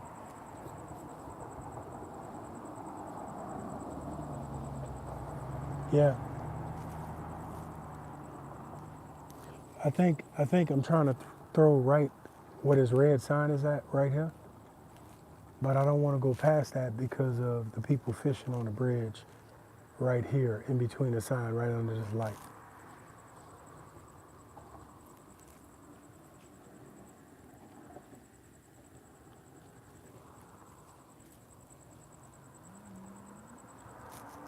You got a fish on.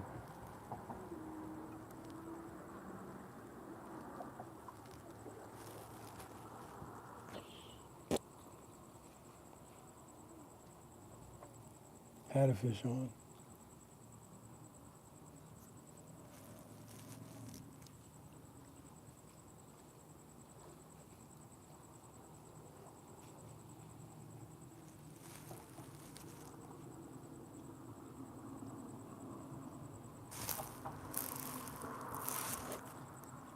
I think that's Captain Jordy right there.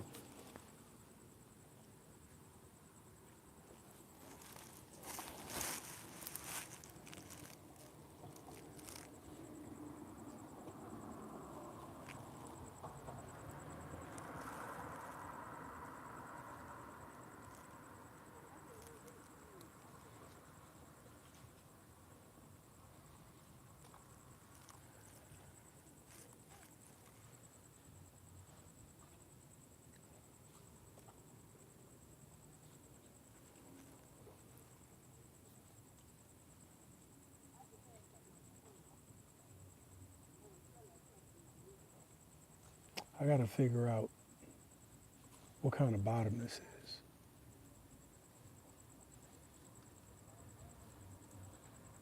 Oh, shucks. God dog it, Piker. He tried to pull it out my hand, man. No, I didn't ask him. I didn't ask him. He tried to pull it out my hand, bro.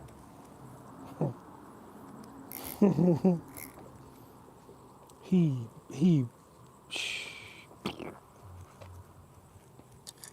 he tried to pull it out my hand.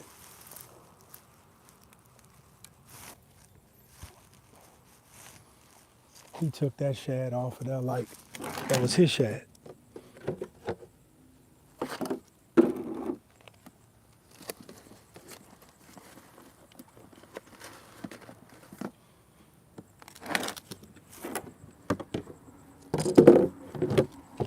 I'm holding it in my hand, and he just took it. No questions asked. Like I didn't even have it in my hand, he took it. That was a powerful hit. But you know, shad is not gonna stay on the hook. So he just took it. He didn't ask for permission or nothing. Pardon me.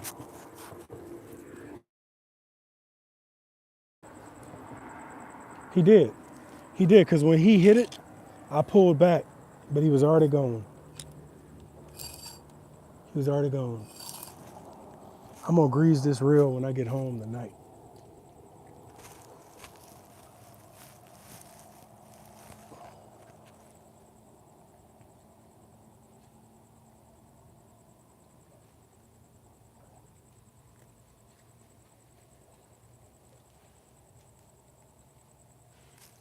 I'm gonna grease this reel up as soon as I get home. I haven't greased that reel in probably 5 years, so I'm gonna have to grease it up.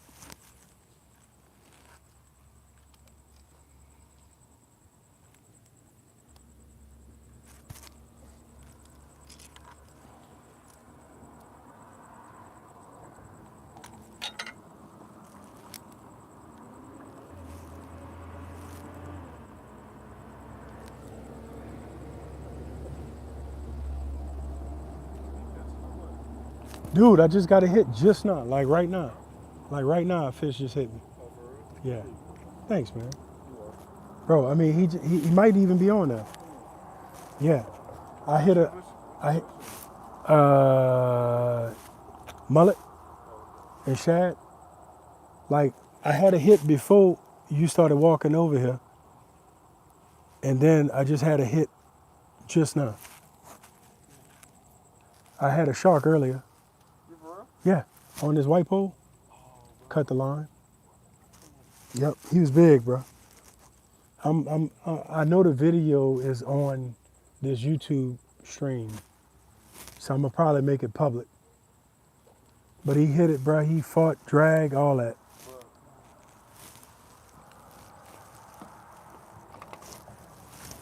And look what Captain Jordy brought me. How you like that? It's a good dude. They told me I was rough with you on that video I posted earlier. Oh, for real? Yeah, yesterday evening, Uh, I said how you stood me up. You was a buster and all of that.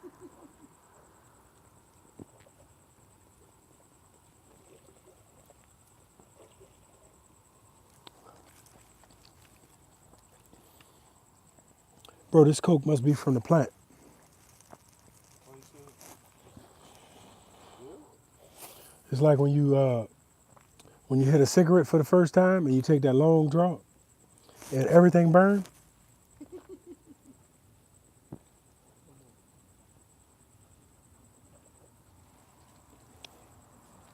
They hitting them on the bridge.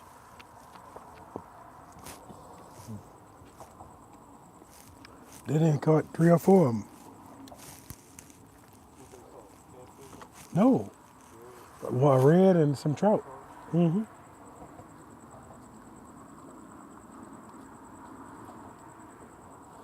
Hey, they said they got some high expectations for you, Cap. I appreciate that. That mean you better catch some fish. I appreciate that. So I'm thinking,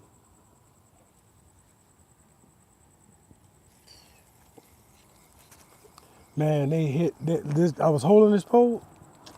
They got a snag right there. Shucks. I was holding this pole, dude, and buried it.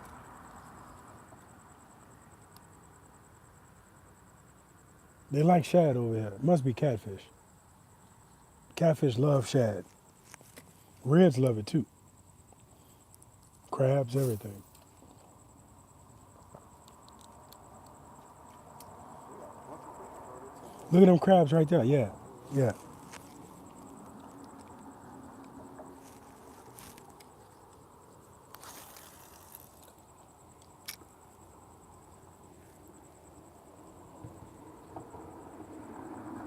Oh, okay, for sure, biker. You going in there? I'm not worried about it. You can go down there. I ain't gonna let nobody grab it. I'm not worried about nobody grabbing it. I got you, dude. I'm gonna protect you. You know, cause then your daddy gonna be like, you see you. That's why I want my son fishing with you, cause I know how you are.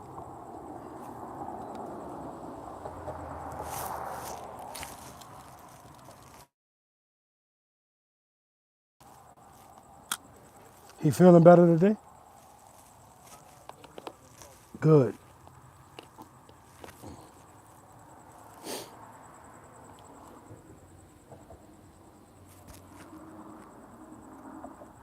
I wonder.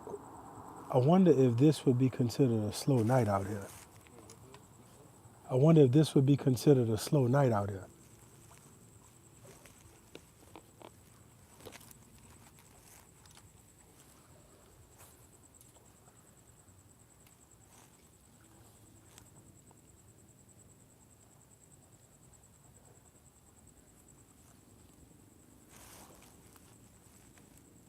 Dude, I went to bed at like 12 something. Mm-hmm. I literally did not move. Like I slept so dead, I didn't move. I woke up this morning at 9 o'clock. My feet were ice cubes, freezing. but I couldn't move. I was just gone. Didn't know nothing, didn't dream nothing, didn't move. Huh? Gone out of breath. Yeah, That's so kind of embarrassing. yeah. You know, I was falling asleep on the way home. Me too. No, I'm dead serious. I'm on bro, I was on them rumble strips. It felt like, bruh. That whole ride home, bro, I was like, dude, I smacked myself a little bit. I was delirious. bruh. I just knew I was gonna get pulled over for driving while asleep. I just knew I was gonna get pulled over. I was like, man, I'm gonna Yeah, have to for run sure, into biker. somebody. You know, when I fished Boudreaux Canal, I would bring a little crab net and I'd throw it out there and I'd catch those crabs and I would fish with that. And every now and then a cockahoo minnow would go over the net and I'd pull it up and catch them and fish with those. I think I'm getting a hit on this green pole. The line started to move.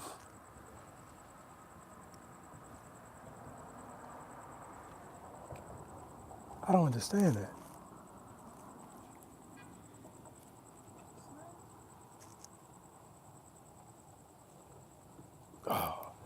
I was getting a hit. I was getting a hit.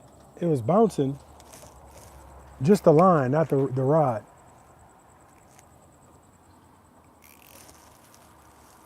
All right, so I'm gonna tell y'all a little story. This is why I don't fish the lakefront.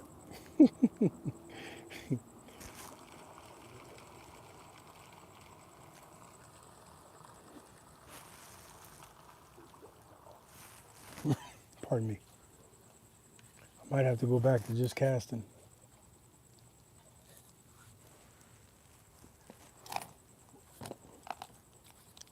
How many times you got snagged today? Just three. Just three snags. And two of them was when you was coming in.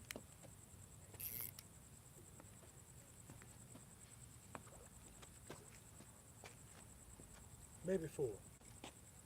Because I lost a jig head. I lost my double rig. Oh, not your double. Yeah, bro.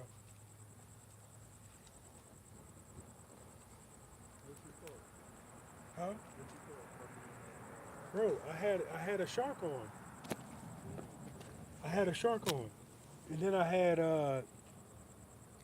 two hits.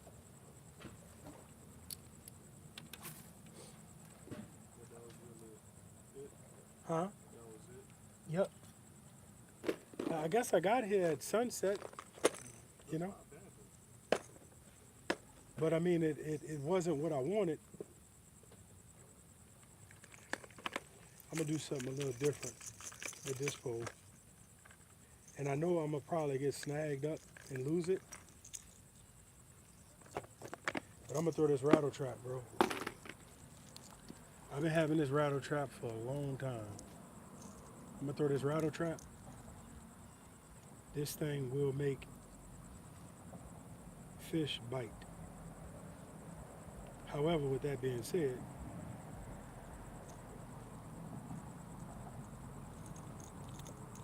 I kind of want to lose it just to get it out of my tackle box.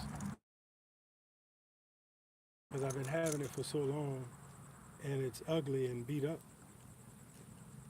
So,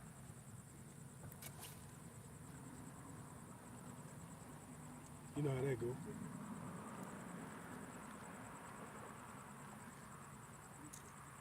What's wrong, Jordan?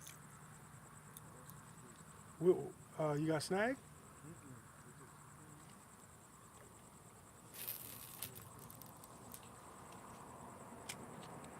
It came off behind you? Yeah, it did.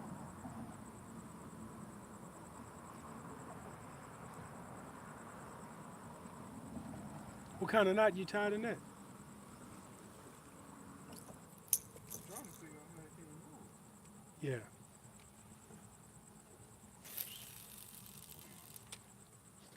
I'm the one who caught the shark, bro. So,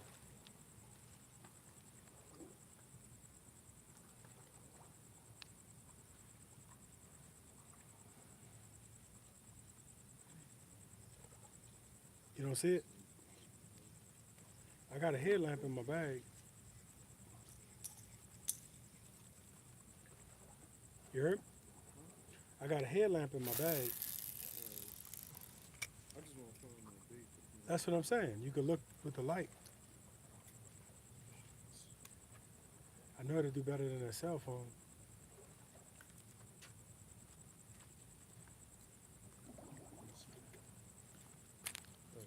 Yeah, it's in a big pouch. The big one? You want It's in that one.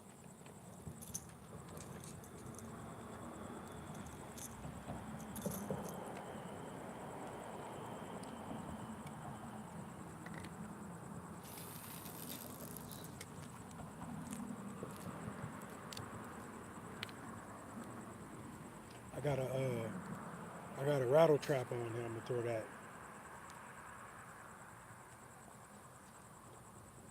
I don't really care for trimble hooks personally.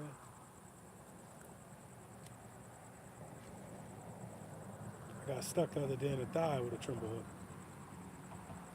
So I told Loompa, I said, Loompa! So she walks up at a cop's pace, you know, and that's it, bro. Y'all done? How y'all made out? Yeah, for sure, bro.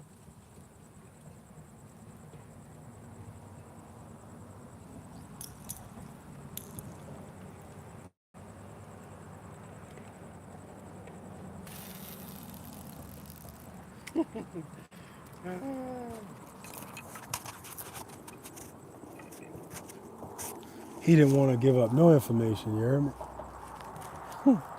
I said, how y'all made out? I said, what's up? He said, all right. I said, how y'all made out? All right. I think I asked him, he said, three of them. Like three of them. Yeah. He didn't want to say that. Like, bro, you will not catch every fish in this lake. Guarantee you. You and everybody on YouTube won't. You can't. Jordan, why don't you just re-rig, dude? I got a jig head in here and I got,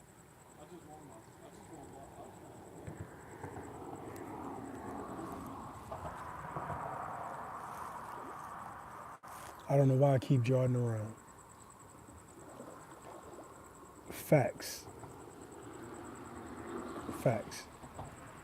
So she finally came in the room and like, bro, I'm on my tippy toes because this trimble hook is in my thigh. Now, thankfully, I didn't overreact and get the barb in the thigh.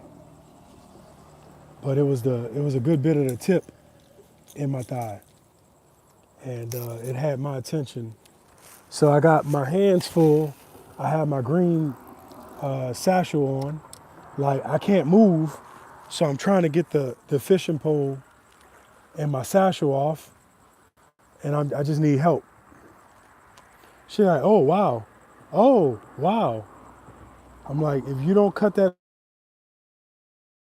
She finally decided to cut the fishing line so that the line and the pole is not working together with fulcrum and leverage in my thigh. Pee-wee might be getting a little bite.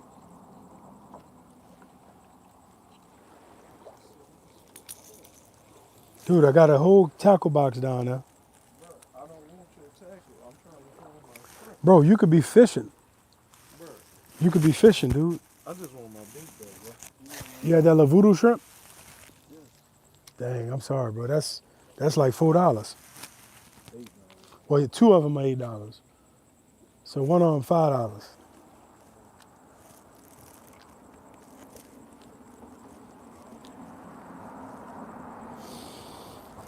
Let me sit this right here. Oh man.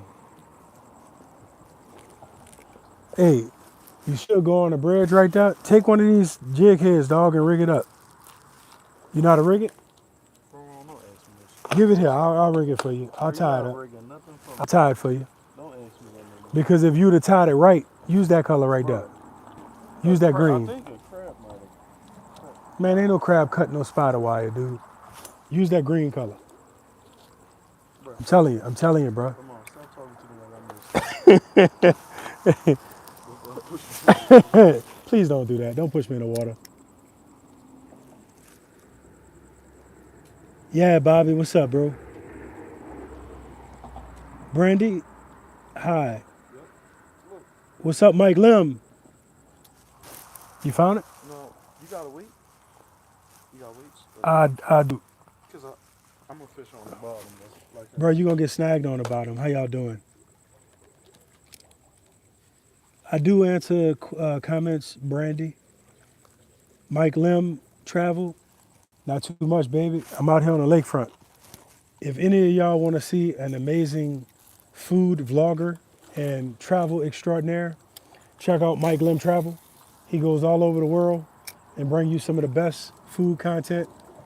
He has the best first bite on YouTube. I'm telling you right now. Bobby, I'm on the lakefront. I hit a shark earlier, but I didn't land it. It cut the line right where the hook was at. My weight was still on the pole. I do like a high-low rig.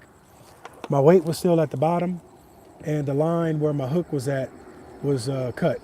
So I believe it was a shark, and you know, yep. And I had 3 other hits, but nothing sealed, nothing committed to it yet. Now they had some folks that were on the bridge by the red signs. They caught 3, I think 2 trout and 1 red, but they were using possibly live shrimp.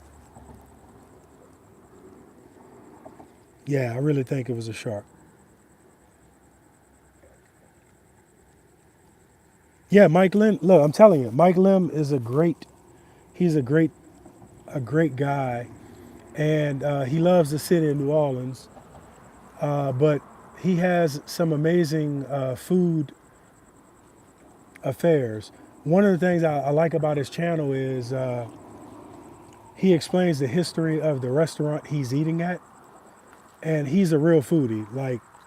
Like when you see some people eat, everything is good. Everything is good. Mike ain't like that. If it's not good, it's not good. If he's had better, and he shoots straight. So, hey, I wish, Bobby. I'm gonna show a try, bro. I'm gonna show a try. I hit it pretty hard on your knife too.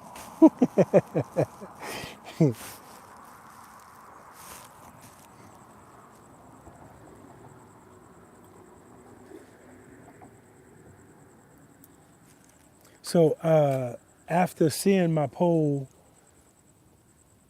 and hearing the drag and the noise that's associated with it, I'm kind of locked in. I do have some cut mullet that I'm using, but also I'm throwing a rattle trap right now on this pole here. But I'm kind of committed to not leaving until I catch a few fish to bring home. They have some crabs, so they just living a crab's life, holding on to that algae and waiting for some little bait to swim by. I think the next time I come, that's right. Yeah, fishy, fishy, fishy, fishy. I'm gonna do right by you.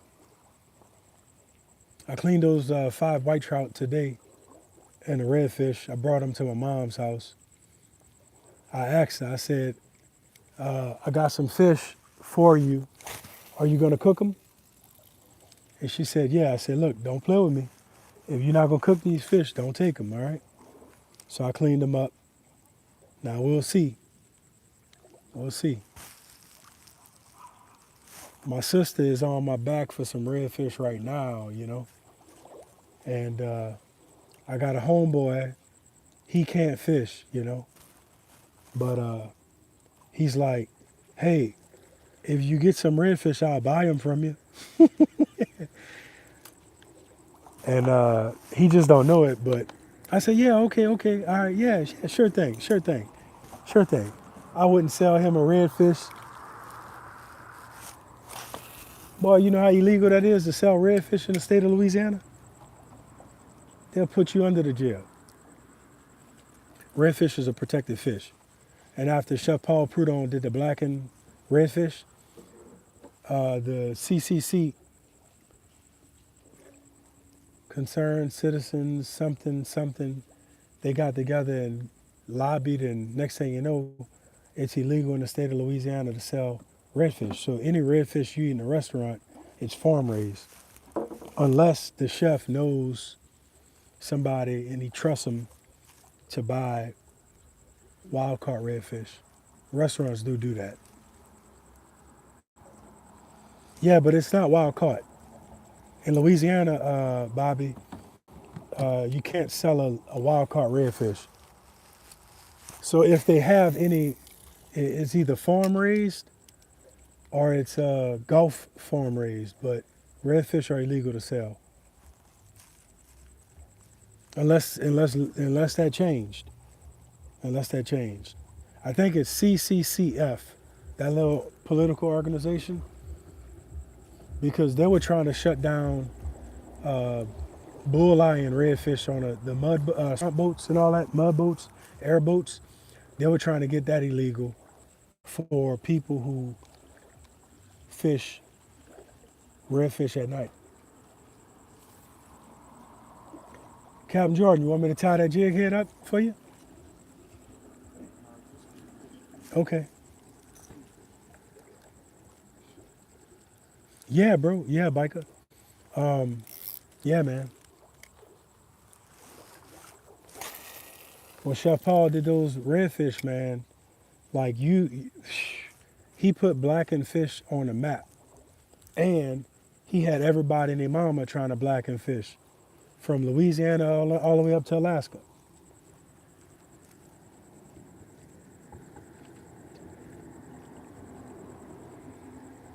Oh yeah, Captain Jordan got it. He just put a jig head on. You got cut bait on there? Yeah. I took this. You got a shad or a mullet?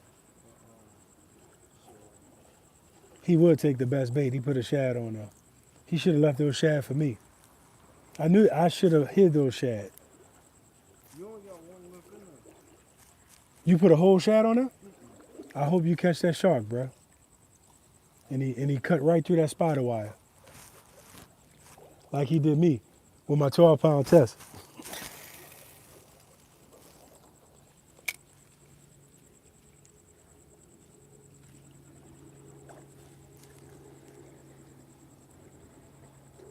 That's true. That is true. That is true. There's a guy on YouTube, either Fish or Fishing X Scale, and he was hitting Jack Crevalle out here on the lakefront. Cap, that's just waves crashing over there on the point. He was hitting some Jack Crevalle. He caught shark. He caught alligator gar. All of that out here in the lake. But the lake is big, so they got a lot of different spots where you could fish the lake. I hope so. I hope so. I know yesterday when I went out to Happy Jack, I just like to work the marsh bank. I just like to work the marsh bank.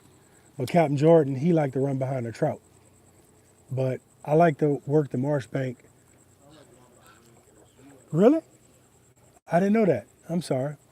But what I do know is I'm not catching enough redfish. Like, I think since I've been kayak fishing, I've caught, well, let's see, 5, 6, 7. I think I caught 8 redfish kayak fishing so far. But I have not limited out. 3 is the most I've caught at one time. And I caught like 3 another time. Excuse me. 3 is the most I was able to keep at one time. I caught 3 that were all too small, so I had to throw them back. But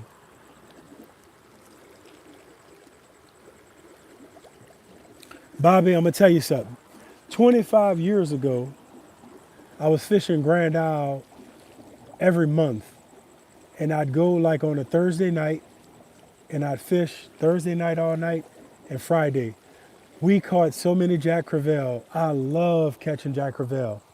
So I asked one of the locals, the know-it-alls that's on the bank just like you, and they said, "Man, don't eat that fish. That ain't nothing but a blood ball."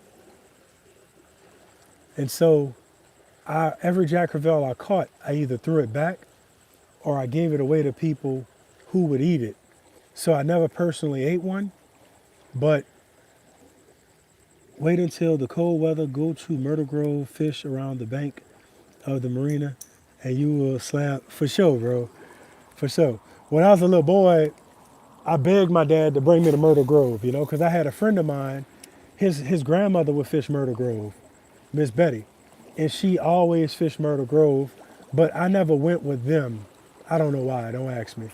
But I remember I've been to Myrtle Grove twice, and this was before they built all the camps. This was when Myrtle Grove was just two mud banks and a canal going down the middle all the way to the back. And I remember doing pretty good, hitting a few trout off the bank and a few reds. But I guess my dad didn't really see the benefit of paying $10 to go fishing. But I don't blame him for that. But nowadays, you have less space in Myrtle Grove to fish. Of course, I do have a kayak now. Captain Jordan got a kayak too, so we planned on hitting Myrtle Grove up.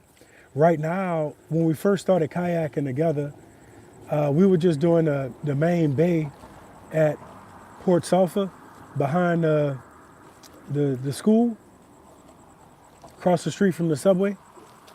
And we just working at Marshbank. And he was using a voodoo shrimp, and he was doing pretty good. He caught a few trout. He caught a few red with the voodoo shrimp. But now we trying to learn Happy Jack. Yeah, I think it's worth it. I think the $10 was worth it, definitely. Boy, that sounds like fun. That sounds like fun. Watching all the poles go down like dominoes. I had my top 3 best homemade breakfasts on that pier in Grand Isle. Old Creole did his thing, and we smashed them. Oh yeah, that trip right there, biker, we had 72 fish caught. 42 of them was sheephead. We had bull red, bull drum, shark, sheephead. Jordan, you'll never believe it. I threw over the reel. How you like that? Oh, dang. I gotta go get that loose. I'll be right back. I threw on a sign up there. I'll be right back. How you did? You threw that. You launched that sucker. Hey man, it went where it wanted to go.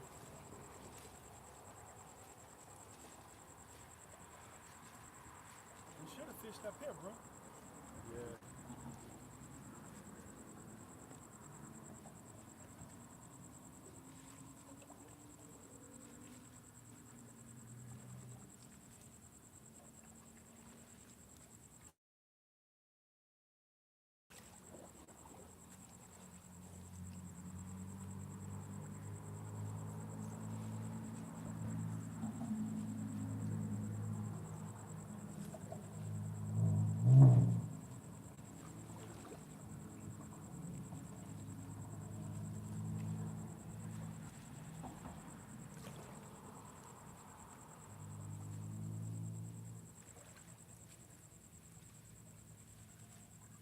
Bro, I thought you knew how to fish out here, man. Jump in there. I really don't like this spot to be honest. Oh man, don't tell me that. I really don't. Bro, this is a very productive spot. It ain't that productive. The people I see fish, they only catch 3 or 4 fish. I ain't never seen somebody come out here and get their limit. Yeah, Bobby. So Grand Bayou, I fished Grand Bayou a few times. I want to go there by kayak. So as soon as you make the right turn on Grand Bayou, There's a little space, a little canal that opens up on the left. I seen some kayakers one time there, but it's been so long, I don't know if they were fishing or if they were just kayaking. But like, I do not know a lot of water on this end. I know more water in Lafourche Parish and Terrebonne than I do to just go paddling out there, you know. So what I do, I print a map off of my maps, and then I laminate it, and I look at it so I could kind of get an idea of where I'm at without burning my phone battery. But I appreciate that tip. I didn't realize they had lights along Grand Bayou. Uh, Joshua Marina, I've been down to Joshua Marina successfully a few times, and the white trout were running. I mean, you catch as many of them as you want. That's why I love white trout. People say they get mushy, but I'm gonna chew them up. I haven't no, and we fry stuff hard where I'm from, so I never really noticed it a problem, them getting mushy. But I think if you ice your fish down in the ice water when you're catching them, I think they're gonna be fine. Port Sulphur behind a hospital, well, behind a school, I caught some nice white trout out there last year, and I'm talking about every cast, you know, put a little piece of shrimp on that hook, and real good. Next time I do it like that, I'm gonna just bring the little fry daddy with me and fry him up on the spot, you know. Cook a pot of white rice. I just found out Captain Jordan don't like this spot. I just found out you don't like this spot. I didn't know that. No, it's not. I ain't gonna say I don't like it, but I don't. It's not a spot. It's like a spot I'll just bring somebody and never catch a fish. Before, because if you go on that spot right there, you're gonna catch a catfish every time. Really? So you don't like catching catfish? I mean, that's why I say Most speckled trout fishermen don't like catfish. I'm not fishing for catfish. Yeah, but I mean I can't control I ain't if gonna say I don't like it, but that's what I'm fishing for. If I, you know what I'm saying, like if I fish for catfish, I'm gonna expect catfish are everywhere, bro. Catfish are the one. crowded in that spot. So that's why I said, if somebody I know they ain't never fished before, I'm gonna Yeah, bring them right there so that way they can get so they can catch some fish. experience it. Yeah, that's nice, man. Catfish are those one fish that will save humanity if we ever needed them because they'll bite anything. They bite all year round. They bite in muddy water, clear water, rough water. You can have whitecaps out on the lake and catfish gonna bite. You should never go home hungry. He using a jig head with a piece of shad. Cap, why don't you catch one of these crabs down here and pull him out and cut his butt in half?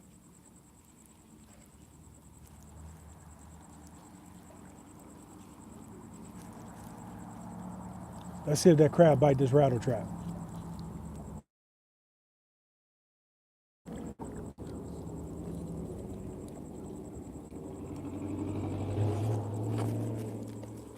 See, he got his legs. His legs are gonna hold on to the.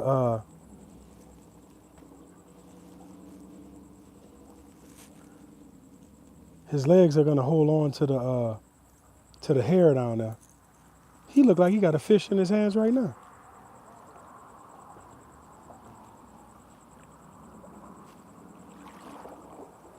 He might see me too.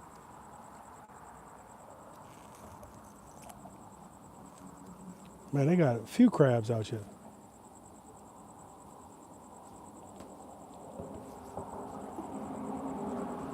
He don't like that rattle trap, boy. I tell you that. I should put a soft jig on it.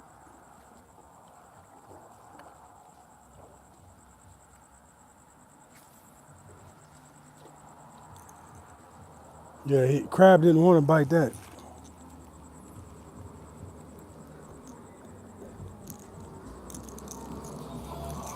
I think I might change up my bait. You got any suggestions, Cap? You got any suggestions? They were throwing out in the hole right there. I saw that. Yeah. I'm surprised they left, bro, because he caught a few fish, man.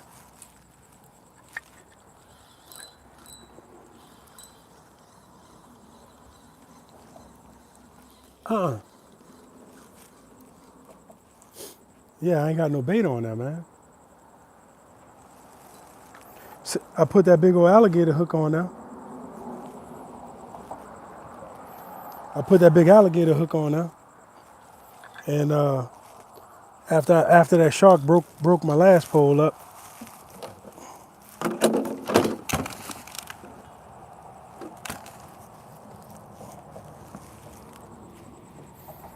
all right, I'm gonna put this whole mullet on you.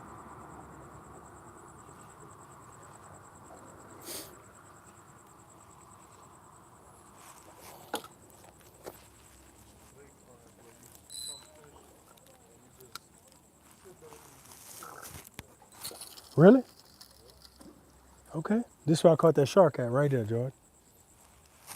Well, I didn't catch him. I hooked him.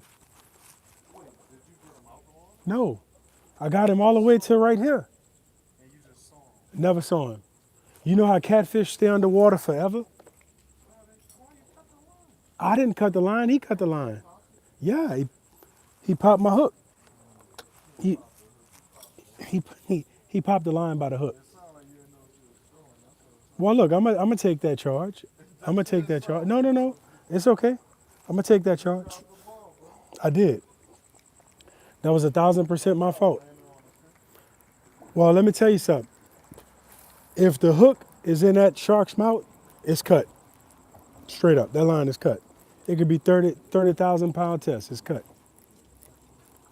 And that's how I know it wasn't a red, because I caught too many reds in my life. And per capita, the red is gonna pop up faster than a catfish will pop up. Speckled trout pop up fast. Flounder gonna stay down there for a little bit, but he gonna pop up. Catfish are the only fish on earth that stay deep like a tuna. Catfish and stingray. Them suckers hug the bottom like you wouldn't believe. That's how you know what kind of fish you got before. You can look at my videos I posted from last night. I called catfish every time I had one, because they don't want to come up. Greedy, hard-headed suckers.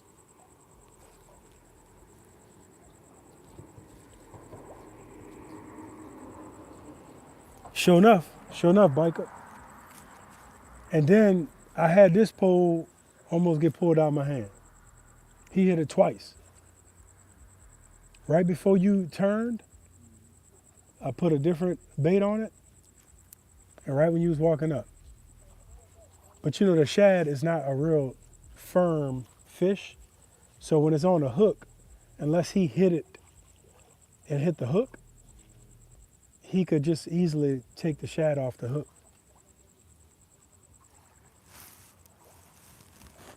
But I almost lost this pole, bro. I think you should go on the bridge, dude.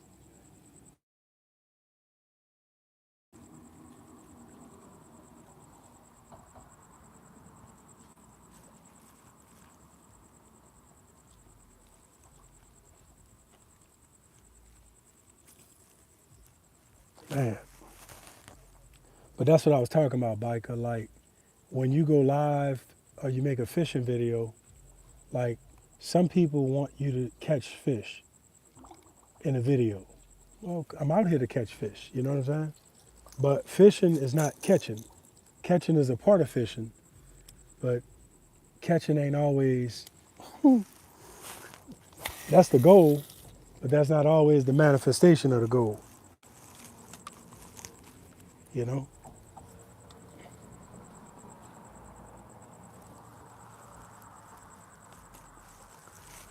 But I'm out here to catch fish. Of course, I didn't show that, according to Captain Jordan, when that shark hit me, because I didn't land it. Most people don't land them without a leader wire. Yeah.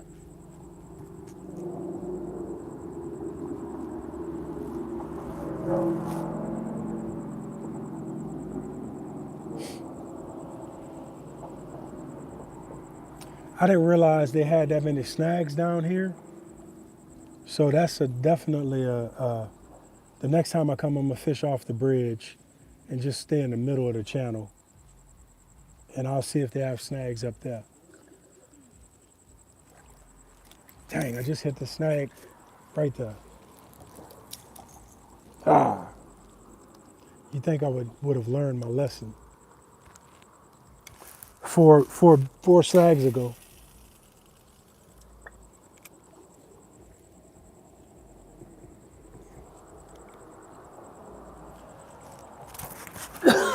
Oh, oh, I'm getting a hit. Getting a hit. Getting a hit on Pee Wee. Let me reel this pole in so it don't get in the way. Please get this fish. Jordy, you want to hit this fish on Pee Wee? Huh? Do my thing. It's starting to sound like you don't want me to do good, bro. I want you to catch this shit, bro. That's what you want. Boy, this fish is just yeah, yeah, oh yeah. He's thumping that Pee Wee. I like when he pull it though. Man, he's thumping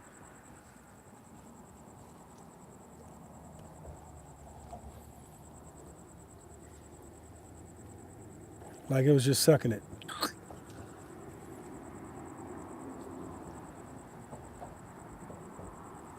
See him sucking it?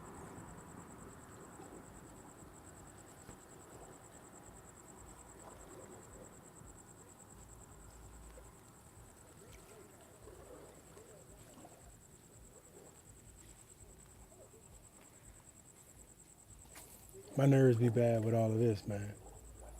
I just want him to take it already. Now I do have a pretty big piece of mullet on there, so he could be eating it. And that's the thing about using cut bait. You have to realize how big the cut bait is, because if he's hitting the tail of that cut bait and I go to try to set the hook, I just pulled the bait out of his mouth. So you basically got to let him eat it until he does that jaws and take it.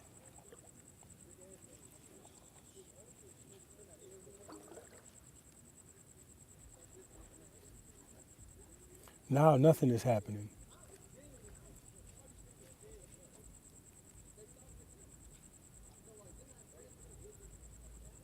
So I'm gonna just wait. I'm holding this pole so that I don't miss it.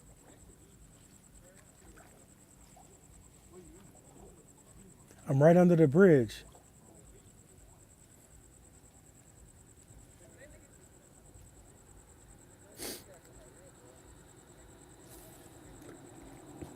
Good cast.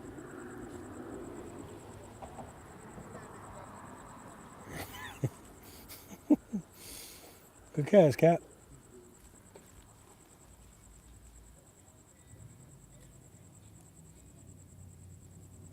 Come on, there was some shrimp and some crabs right over there. Hey, I got my cast net in the truck. Where the shrimp was running at? Hmm? Well, With shrimp, crabs, you go over there and fish on the bottom, you can catch a lot of catfish. but I got my cast net in the truck, bro.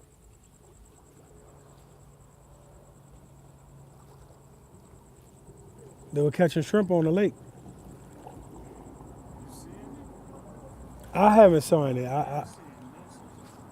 Yeah, I have not saw any. I hardly doubt they on there, bro. Huh? I doubt that they right there. I You hardly think doubt. everybody was lying? Hmm? You think everybody was lying? I don't see no shrimp out there right now. No, no, no, no. I'm not talking about today. I don't think they was lying.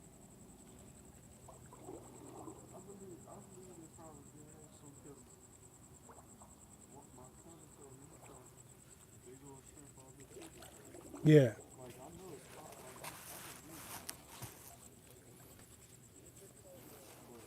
But it's also like with him, he told me he had big a bunch of big shrimp out here. I came out here a few days later. He catch a single shrimp. What's up, Kenny? I have not landed any fish yet today or this evening. I know I had a shark earlier. It cut my line right by my hook. I was not fishing with a steel leader wire, and the drag was running and all that good jazz, and I could not land him.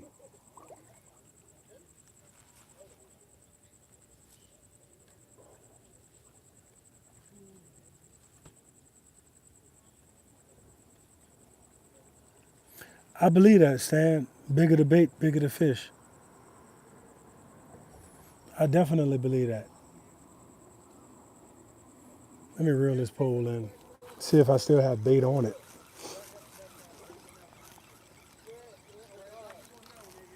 Yep, just like I suspected. When the nibbling stops, the bait is gone.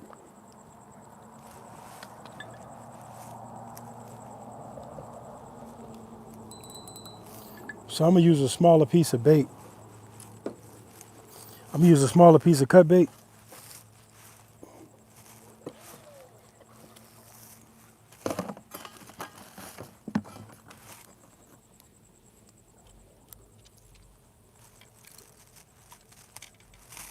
And you know I'm gonna put the head on there.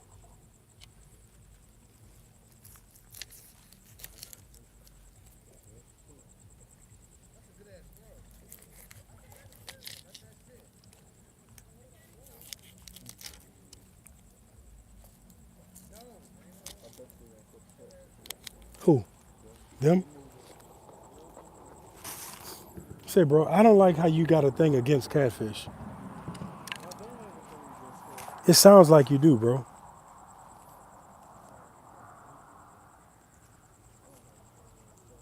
Like, I'm gonna tell you the truth, bro. When I was a little boy and I was fishing, my dad did not keep catfish at all. At all.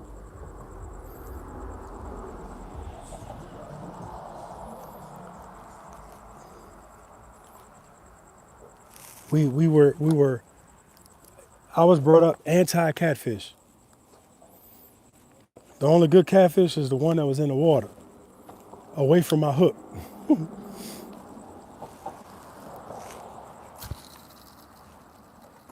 Oh, you gotta be kidding me, man. You gotta be kidding me. Don't look at me, Jordan. Do not look at me. Do not look at Dude, see, that's what you wanted. That's what you wanted. You wanted that. You wanted that. That dude was looking over here while I was cutting my bait off cutting the bait up. And when he saw me hook it, he just started smiling. Bro, do not look at me right now. I know you're tight. I know you're tight, bro. Hater.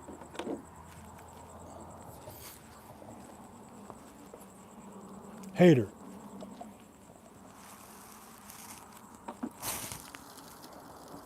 That's gonna be a fish. That's a good spot. That's a good spot. That's a good spot. I feel it. I feel it. Huh? And don't come running over here trying to get my bait when I do. I know. I told you that. Man, I should have brought those fish guts with me. Man, I should have brought those fish guts with me. I had some guts at the house, and you got him? Catfish. I got $5. Say Captain Jordan got a catfish. See how long that fish is underwater? Catfish. Good job. Nice trout. Red. Nice red, man. How you like that? Boy, if I was wildlife and fishery, I'd give you a ticket for foul hooking him. Hey, you want to slice him up and eat him raw? Let me get a piece of him. Oh, that's a red? Okay. I'll show you. Yeah, show him what a good fisherman do. Show him what a good fisherman do. First fish he done had. Yep, Say bye. good job. It's got to be 18 inches in the state of Louisiana right now. Good job, Cap. See that, biker? Cap on, baby. Cap is on. That's why I brought him here. That's why I brought him here. What you need, Cap? Yeah, take that. Take that, bro. Now I'm gonna show you how to catch a bigger redfish. See, you caught a little puppy red. You caught a little puppy red. I'm gonna show you how to catch. I hope you do, bro. I'm serious. I'm gonna show you how to catch the big red. I want to see it, bro. The big red. I'm gonna show you how to catch that. See, I don't even waste my time with them little small ones. They know better than to bite my hook.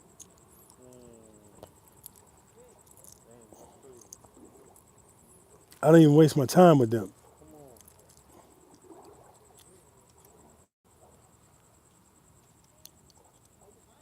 That's why I didn't catch nothing like that. You know what I'm talking about? That's why I didn't catch none of that size. Right. They already know. Don't even waste their time biting my hook. I don't want them. Oh, shucks.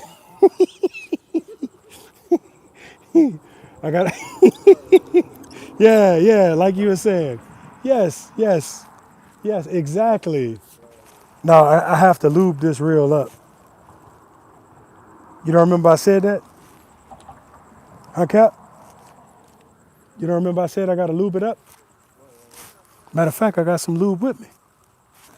Right. Yeah, right. Right. Yeah. I believe it, bro. Mm-hmm. Thank you, Cap.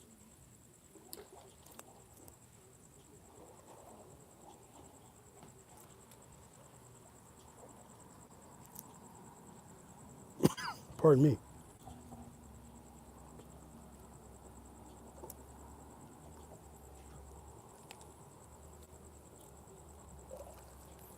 I will say this. I'm having a good time, you know? Having a good time. It ain't every day you can fish. Yeah, I'm telling you, go on the bridge.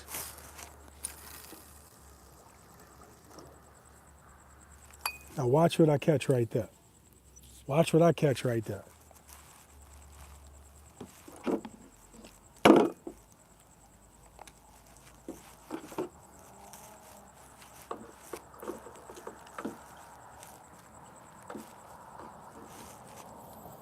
I mean, he come out here and he caught a little rat red, you know, little baby rat red. Watch what I catch right there.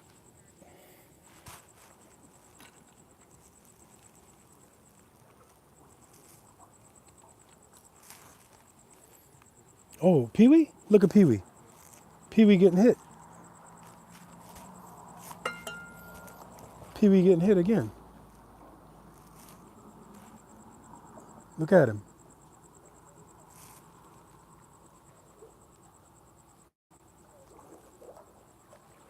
Come on, Pee Wee. Come on, Pee Wee.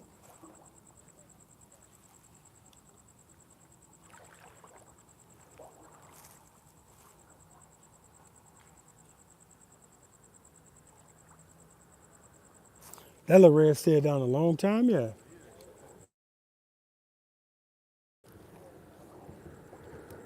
How many times you got snagged there?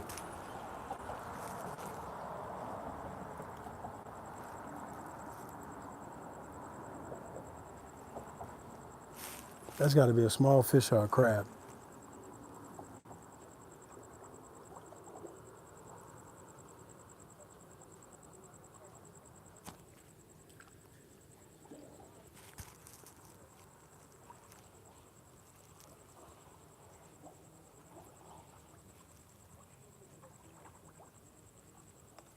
Let's go, Pee Wee.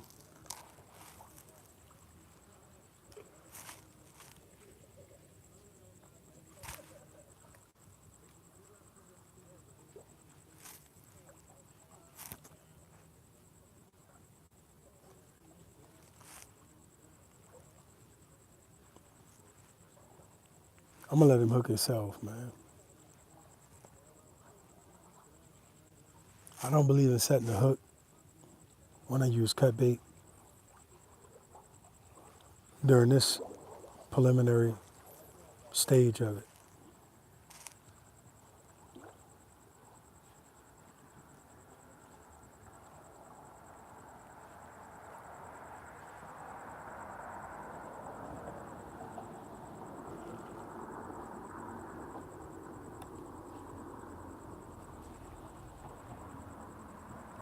Man, I need some coffee. I need some coffee.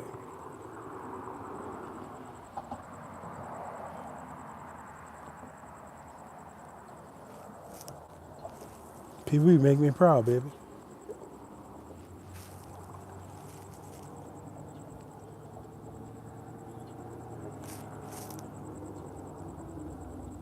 Oh, oh.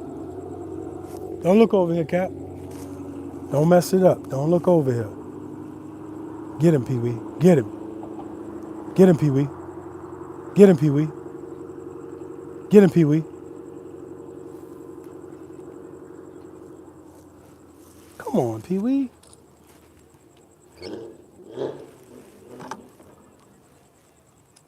That little V6 Challenger. Come on, Pee Wee. That was 8? That's a 6 with pipes, dude.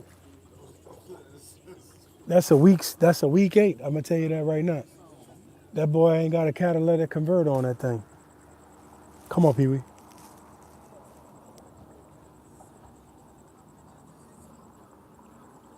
He might fly, biker. You think that was a Scat Pack? Oh, that was a Camaro? You saw it? Yeah, that was a 6 with some drill holes and a catalytic converter. Come on, Pee Wee. Come on. Boy, this ain't no crab, boy. You tripping, dude. Crab, huh? Cool. If this a crab, I'm going home. If this a crab, I'm going home.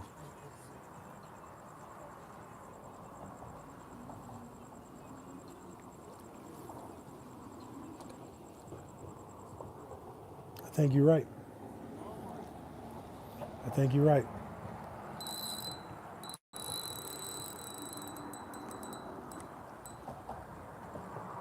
He snagged, y'all. Don't let him fool you.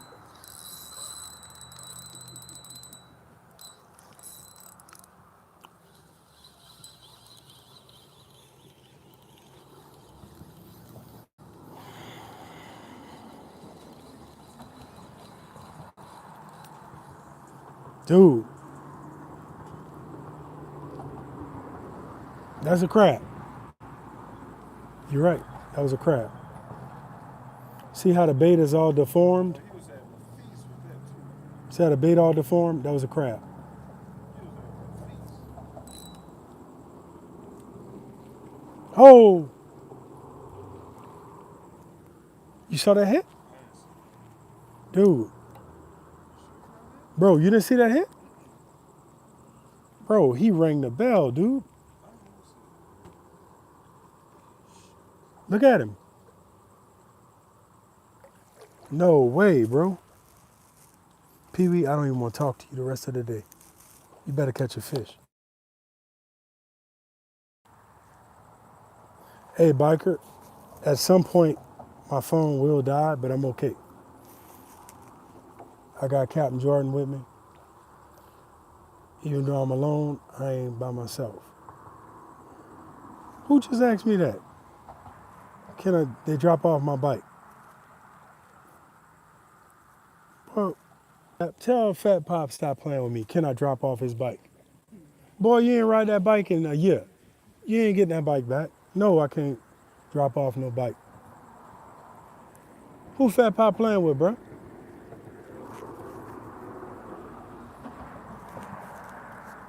Let him know, walk to my house and come get it. Because if you could walk to my house and come get it, I know you're going to ride it.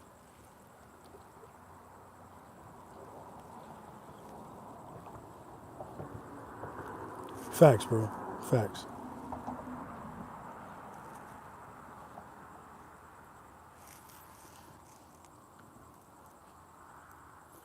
So next time I come, I'll be a little bit better prepared to fish here.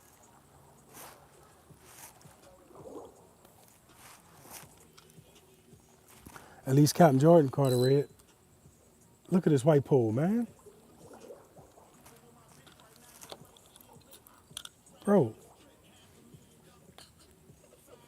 pole jingling, and this dude didn't snag me up, dude. Yeah, I didn't realize I had you. You know you ain't had nothing, bro.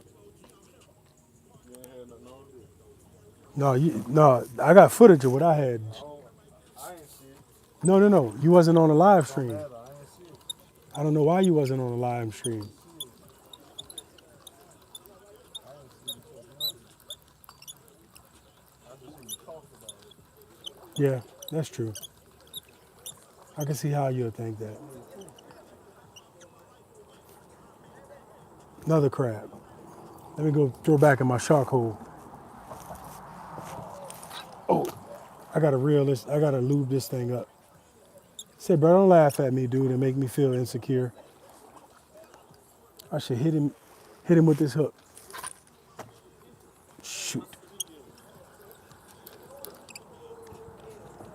Yeah, see this reel? I need to lube it up.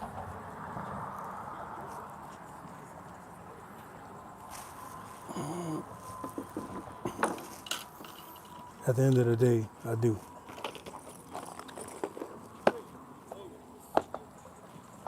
Speak English. I can't hear you. Now, handle your business. Handle your business. He trying to tell me to come over there. I ain't going over there. All right, let me throw this out. Throw Pee-wee back. Because if I go up there, huh?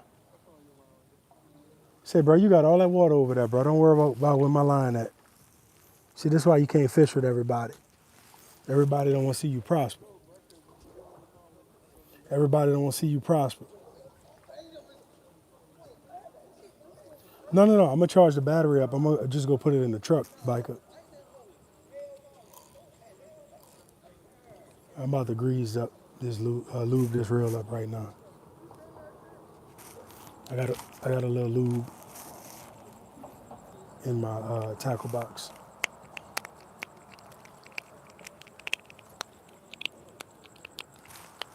Before I lube it, let me hook a piece of bait on it. That way I'm gonna just throw it out there into the watery deep.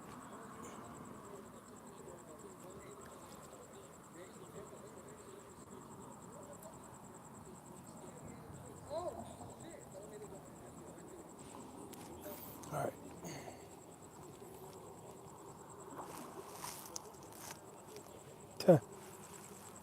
Boy, they smoking some serious ganja. Man, I smell it all the way across the daggone canal.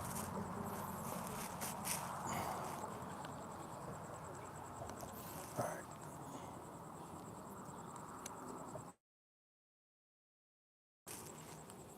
The biggest problem with this reel is my bill. I've been having it for about 20 years, and this is the first time I lube it.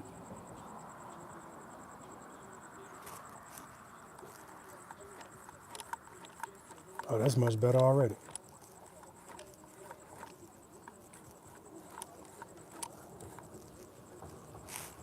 Hit the roller.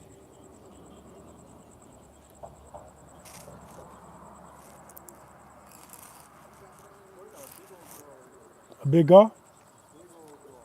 How many feet? I ain't gonna lie. At least like 20? 20. That ain't no dang gar, bro. What? You said 20-foot gar? Yeah. That ain't no gar, boy. That's a gator, dude. I got my gator hook too. He still there? Where he at now? Captain Jordan saw a 20-foot. 20 feet? He said he saw a 20-foot gar. They got a big gator out here. They got a big gator out here. That's what I think he saw. 20-foot gulp. He ain't pull out the camera and take a picture of nothing. 20-foot gulp.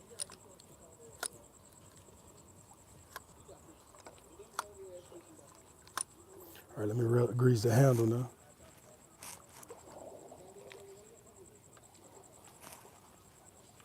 And these reels were on sale at Academy when I bought them.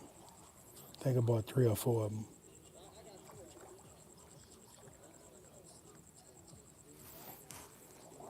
All right, I think we good.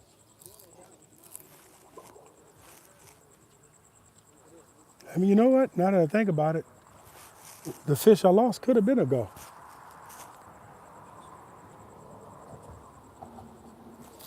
Could have been a gulp.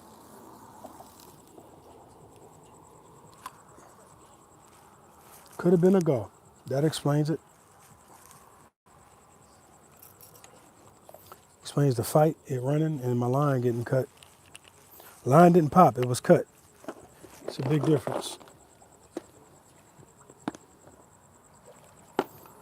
Yeah, biker. That's right.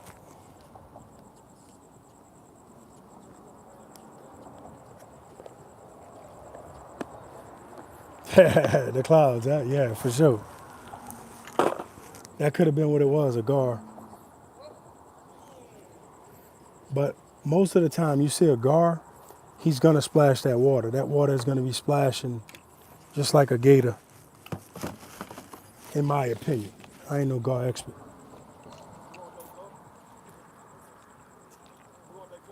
Catch him. Catch him.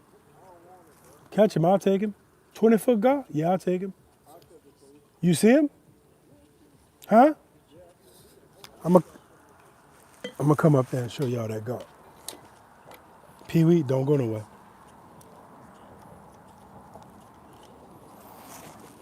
Pee-wee, do not go nowhere. This is really dumb leaving all your gear with 2 hooks in the water with sharks, reds, and all that other stuff. But Captain Jordan said he saw a 20-foot gar, so either he lying or I'm lying. One of us lying.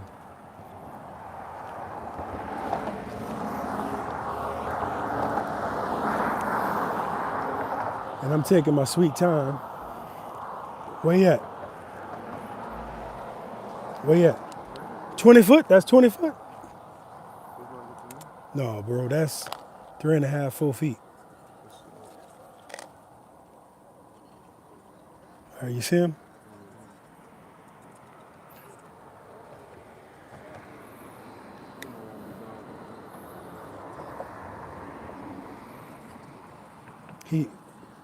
He dove. Yeah, there he is. Y'all see him? Pull it up a little bit. Pull it up a little bit. Oh, whoa, right there, right there, right there. Right there. Let him eat it. Let him eat it.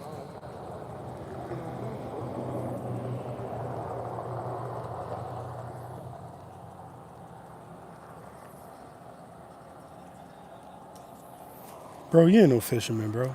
You caught that redfish on accident. Bro, you keep talking about this. No, I got the video footage, bro. I got the video footage, bro. 20-foot gar. Got me lying on the internet. You already told them people you caught a shark. They were on it when I hooked it, bro. Man, I don't believe it. Yeah, I'm not gonna lose Pee-wee tonight, bro. I hope not. But after Pee-wee handled his business last night. I got 2 videos of some catfish I caught with him. I don't think he can handle a bull red. I really don't. But I'm gonna sure put him on it. That's the new pump over there they built after Katrina. I'm gonna sure put him on it. This is a setup, by the way. All this stuff junk. I should throw it all in the water. Oh man, I'm getting old. All right. Put y'all back in the... Man, look all the slack in that white line. That's not good. Slack in the line typically means that a predator fish has moved your bait from where it was in the water closer to you. So when you get slack knocked in your line, typically something has moved it or is swimming towards you. It could be a crab. I think that's the highest probability.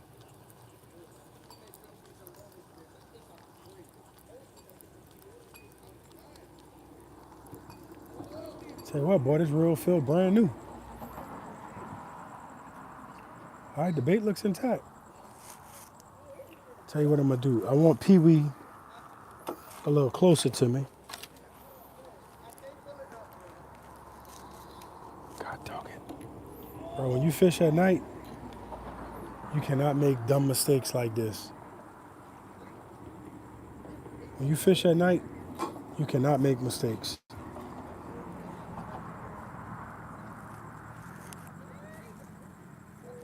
Stuff you take for granted in the day, it will burn you at night.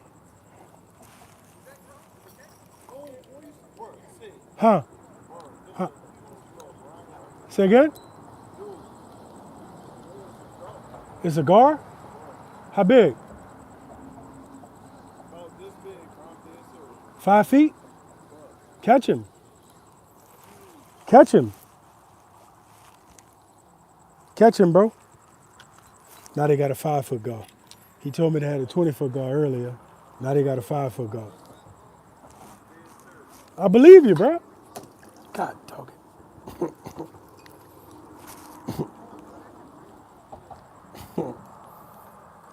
Come on, baby.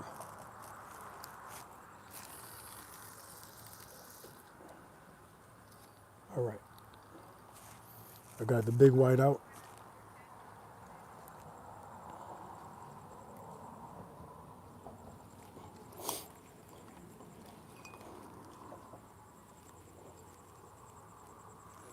Big white pole out.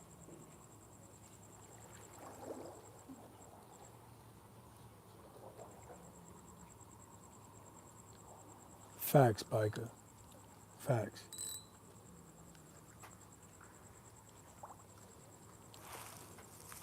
Let me reel some of this slack out. What's up, bro? Okay, so I'm new to fishing. Yeah, Somebody over there fixed it for me and Yeah. made everything. yeah. But I was over there and something just ate it completely off. Yeah. I couldn't even pull it up. But I don't know how to put it back up. All right, I'll show you, bro. No problem. Thank you so much. This is what I bought today. Yeah, just throw all that away. Oh, all that? No, I'm playing with you, man. What you fishing on the bottom? I have no idea. Like, no. What I'm saying is, you got a weight and you got a hook and you're on the bottom. The weight is gone. It just took everything. Yeah, okay. I think I do have an extra weight. All right. Yeah, right there. I'm not sure. Yeah. Okay, good. All right. So, at some point, you're gonna need to get better line, because this line is not good line for out here. It's called pound test, and the pound test is too small. But they just put this on these little reels when you buy them. But like, this is okay to fish in freshwater, but it's not good. Oh my goodness. I was So you reading got- the packs. Yeah. And this one said pier, so I'm thinking this may be Yeah. the perfect thing. But it was a saltwater pack too. Mm-hmm. I should have got that. But no, just get you something like 15, maybe 12 with that little reel. Just get you like 12-pound test. And what you could do, you could fish with a leader wire or a monofilament, and that'll make you. All right, let's see. We're just gonna rig you up high and low, okay? Thank you so much. Yeah, no problem, man. How long you been fishing? Today, Nah, in life. my whole life, man. Gee, Yeah, young? yeah, my whole life. Well, this is my third time. Third time? It's a I good. just- It's a this good. my first time buying a rod though. Yeah, it's a Good good time. sport. Oh, it's a crab right there. Yeah, they got I plenty can of crabs catch a right crab. there. They got plenty. I loosened your drag up a little bit too, Thank you. because if your drag is too tight, you're gonna get broke up. But I don't think whatever just bit my whole thing, I'm gonna get up with that little rod.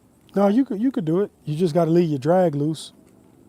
And the reason is, like, say this line is 10-pound test. What that means is a fish that's bigger than 10 pounds, you could catch him. You just got to take your time. You can't horse him. So you got to let him pull drag. And the main thing, just leave your pole, your butt or your pole in your waist and just let the tip bend. Leave your tip at 12 o'clock position So and let just it let it bend. bend. Let it bend. I thought it was about to break when I seen it No, bend. no, it's good. But if you want, man, buy you an ugly stick. Is It's, that easier? no, ugly sticks don't break. Oh. And if they do break, you get a 7-year warranty on a pole. How much of them? Academy has a combo, and it's like 59 That's actually not bad. or 79 bucks. You can also buy stuff used. Go on Facebook Marketplace. But ugly stick is the best rod for the money. It won't break. Thank you. Yeah, that ain't no problem, brother.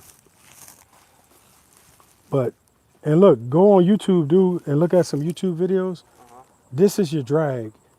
This knob here, so you turn it that way Okay. and see how that line was coming off. Yeah. Now you see how you got this on your spool? This your bail, this your handle, your bail. This whole black thing is the spool. And this is your drag. This right here, it'll stop your reel from back spinning. So see, it'll spin either way this way. Uh-huh. But when you have this engaged, it'll stop it from back spinning. It'll only go one direction. So So is it better to have that disengaged or off? I mean, on or off? you want it engaged so it won't backspin. Okay. Yeah, you don't want it to backspin. Because when it backspins, you'll have slack in your line like this, and that's why you got that loop right there. Already? But yeah, so really what you need to do is throw it out there far Uh-huh. and then reel it in. But always make sure when you're reeling it in, you don't have no slack here. It ain't a big deal, but it can be. Okay. You know what I'm saying? Wait, For sure. so where do I put the bait? Oh, on Yeah, that so your hook. hook is right here.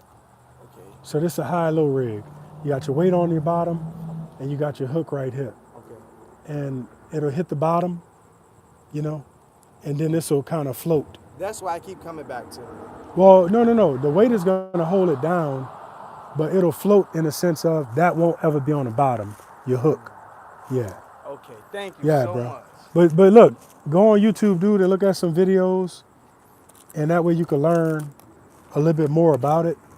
This is a good hook. This is a circle hook, and you don't need to set the hook, meaning whenever a fish is on, you don't need to pull back like talking about it. He'll set the hook in himself. Jesus. That's actually crazy. Yeah, bro. Thank you. Okay. For sure, bro. One more thing. Yeah, The bait I'm using is like squid. Is that cool? yeah. Okay, cool. Fish like fish. I may be back to get that crab just to get. Yeah, man. Handle your business. Okay, thank you. For sure, brother. Yep.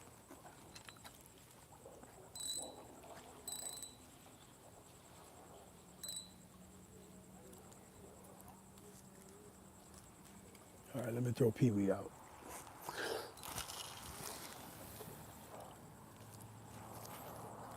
I ain't gonna lie, my optimism has left. I really thought the sky was the limit when I got here. I was like ready for combat with these fish. And then when I hit that big, whatever that was, Leviathan, you know.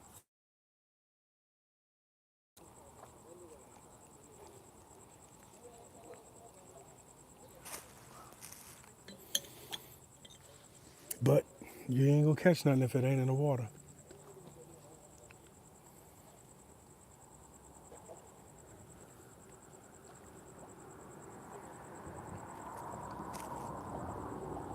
See, that little dude, that little young cat, he walked past Captain Jordan and came up to me. You know what I'm talking about? So Captain Jordan could talk all that trash about the little rat red he caught, and he could talk all that trash about, you know what I'm saying? I ain't gonna lie. We got in the kayak, and he was hitting him with that voodoo shrimp. I was like, okay. That's why I started calling him Captain Jordan. I was looking at him reeling in. But I knew if I just stuck with it and did my thing, it'll work out. You just gotta let it work out.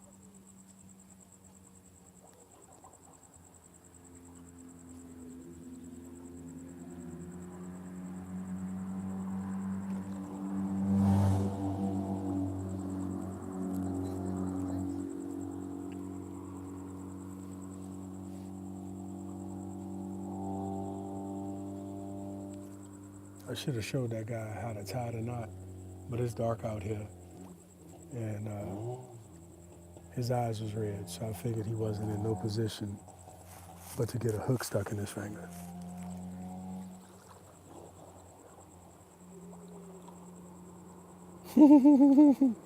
Facts. Hey, look, man. I mean, shit. If he get a kayak biker, he could come fish with us on a kayak. It's like, why not? Why not? Why not show them?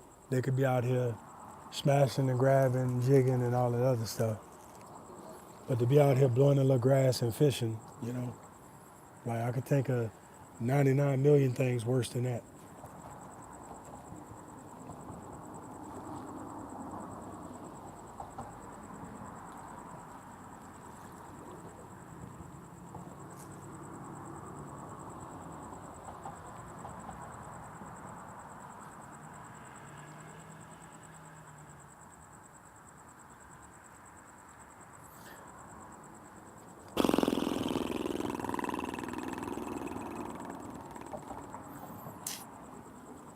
Somebody told me on one of my videos, I don't know if it was on YT or if it was on TikTok, but they said, because I do this little thing where I go, and they said, ooh, Pee Wee just got a hit. I said something like, and they said, the video would be so much better with you being quiet or with a little music. Like I'm in my kayak on my lake in my state that I own, and you're telling me you don't want to hear me on my YouTube channel on my yacht.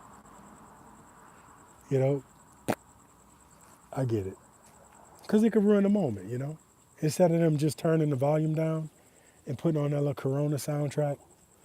So I made like 3 videos for them. Right, right, exactly. I made 3 videos for them and tagged it, and they never said nothing. Now I'm gonna tell you this, biker. Normally I say where I'm fishing at. I'm gonna stop doing that because I had a gentleman, very cordial and polite. He was like, I didn't notice where you were fishing at.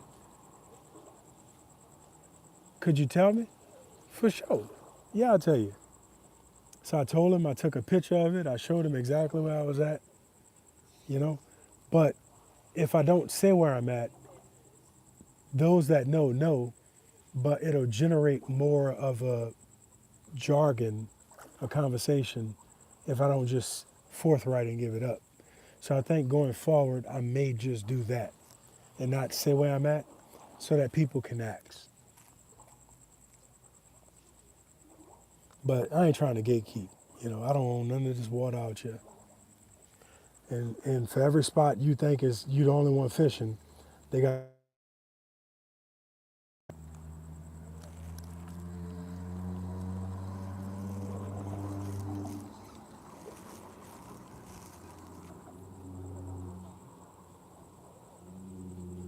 So that might be a crab. Might be a crab. Might be a crab.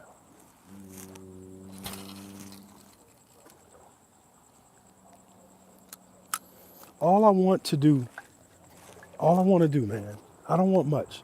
I just want Pee Wee to go like this.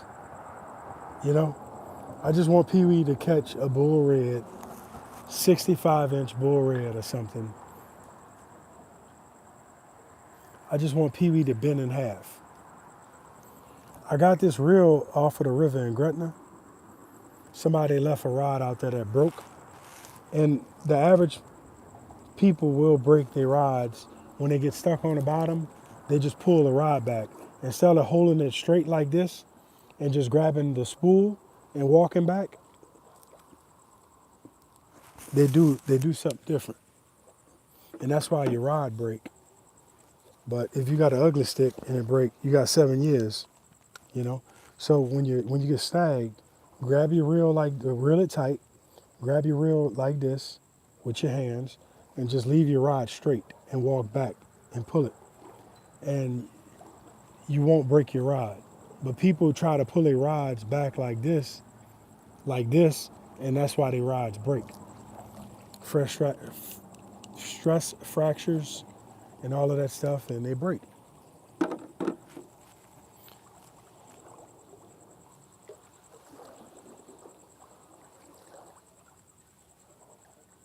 Facts.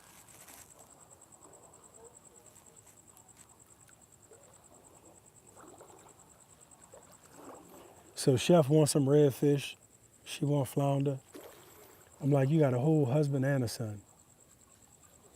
And the more people that fish, the more we have opportunity to catch. You know? What in the hell? Shit. Something jumped down and hit me.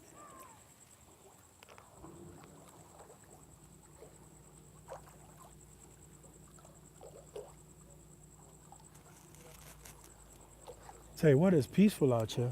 The last night I was out here, I was a little bit further down the lake, in between the Seabrook Bridge and here. And they got an old guy that was saying that he catch shark out here all the time. But those gnats tore my legs up.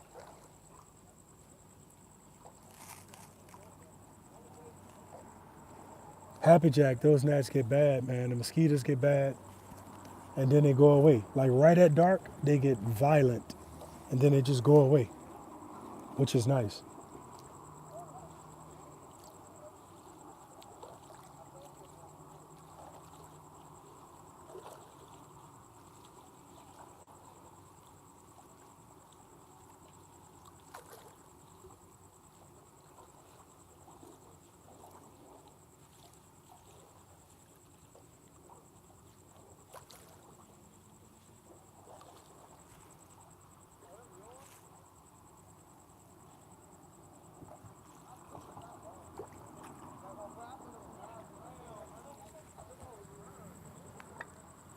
Come on, Pee Wee, wake up.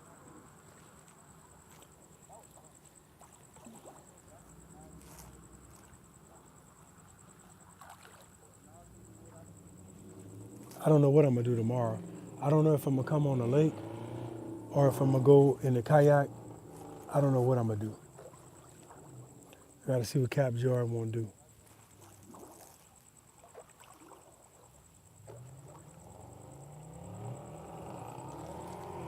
All these muscle cars out here.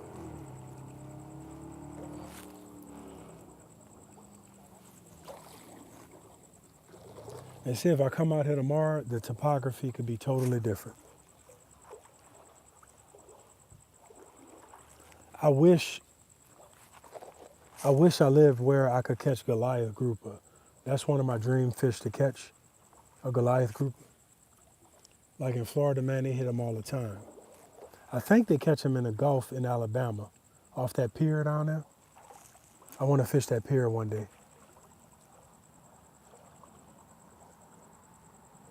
But I'm gonna do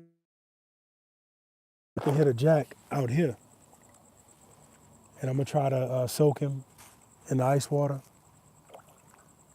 cause that's what I do with those river catfish. I soak them in ice water, and them fish taste better than speckled trout. And I cut the bloodline out.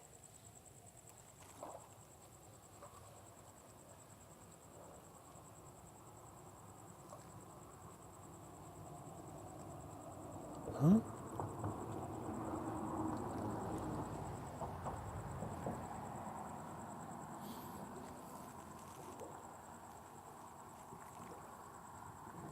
I would much rather fish with a cork here,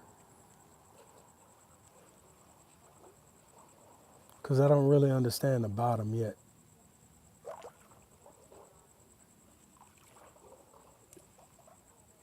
You got to figure that stuff out.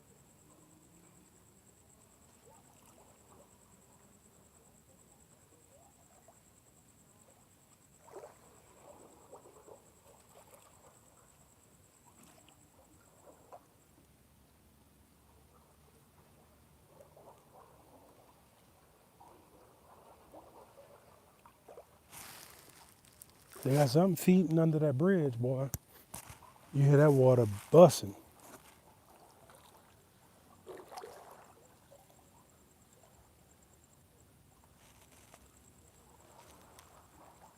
Mike, I think I'm gonna do what you said, bro, and save this last sliver of battery. Appreciate all y'all watching this live stream. And I'm not sorry I didn't catch more fish. You know what I'm saying? I got a YouTube page full of fish. However, I wish I could have landed some fish for you and me. But I'll see y'all soon. More than likely gonna fish tomorrow. Thank y'all for tuning in. We'll make a good team.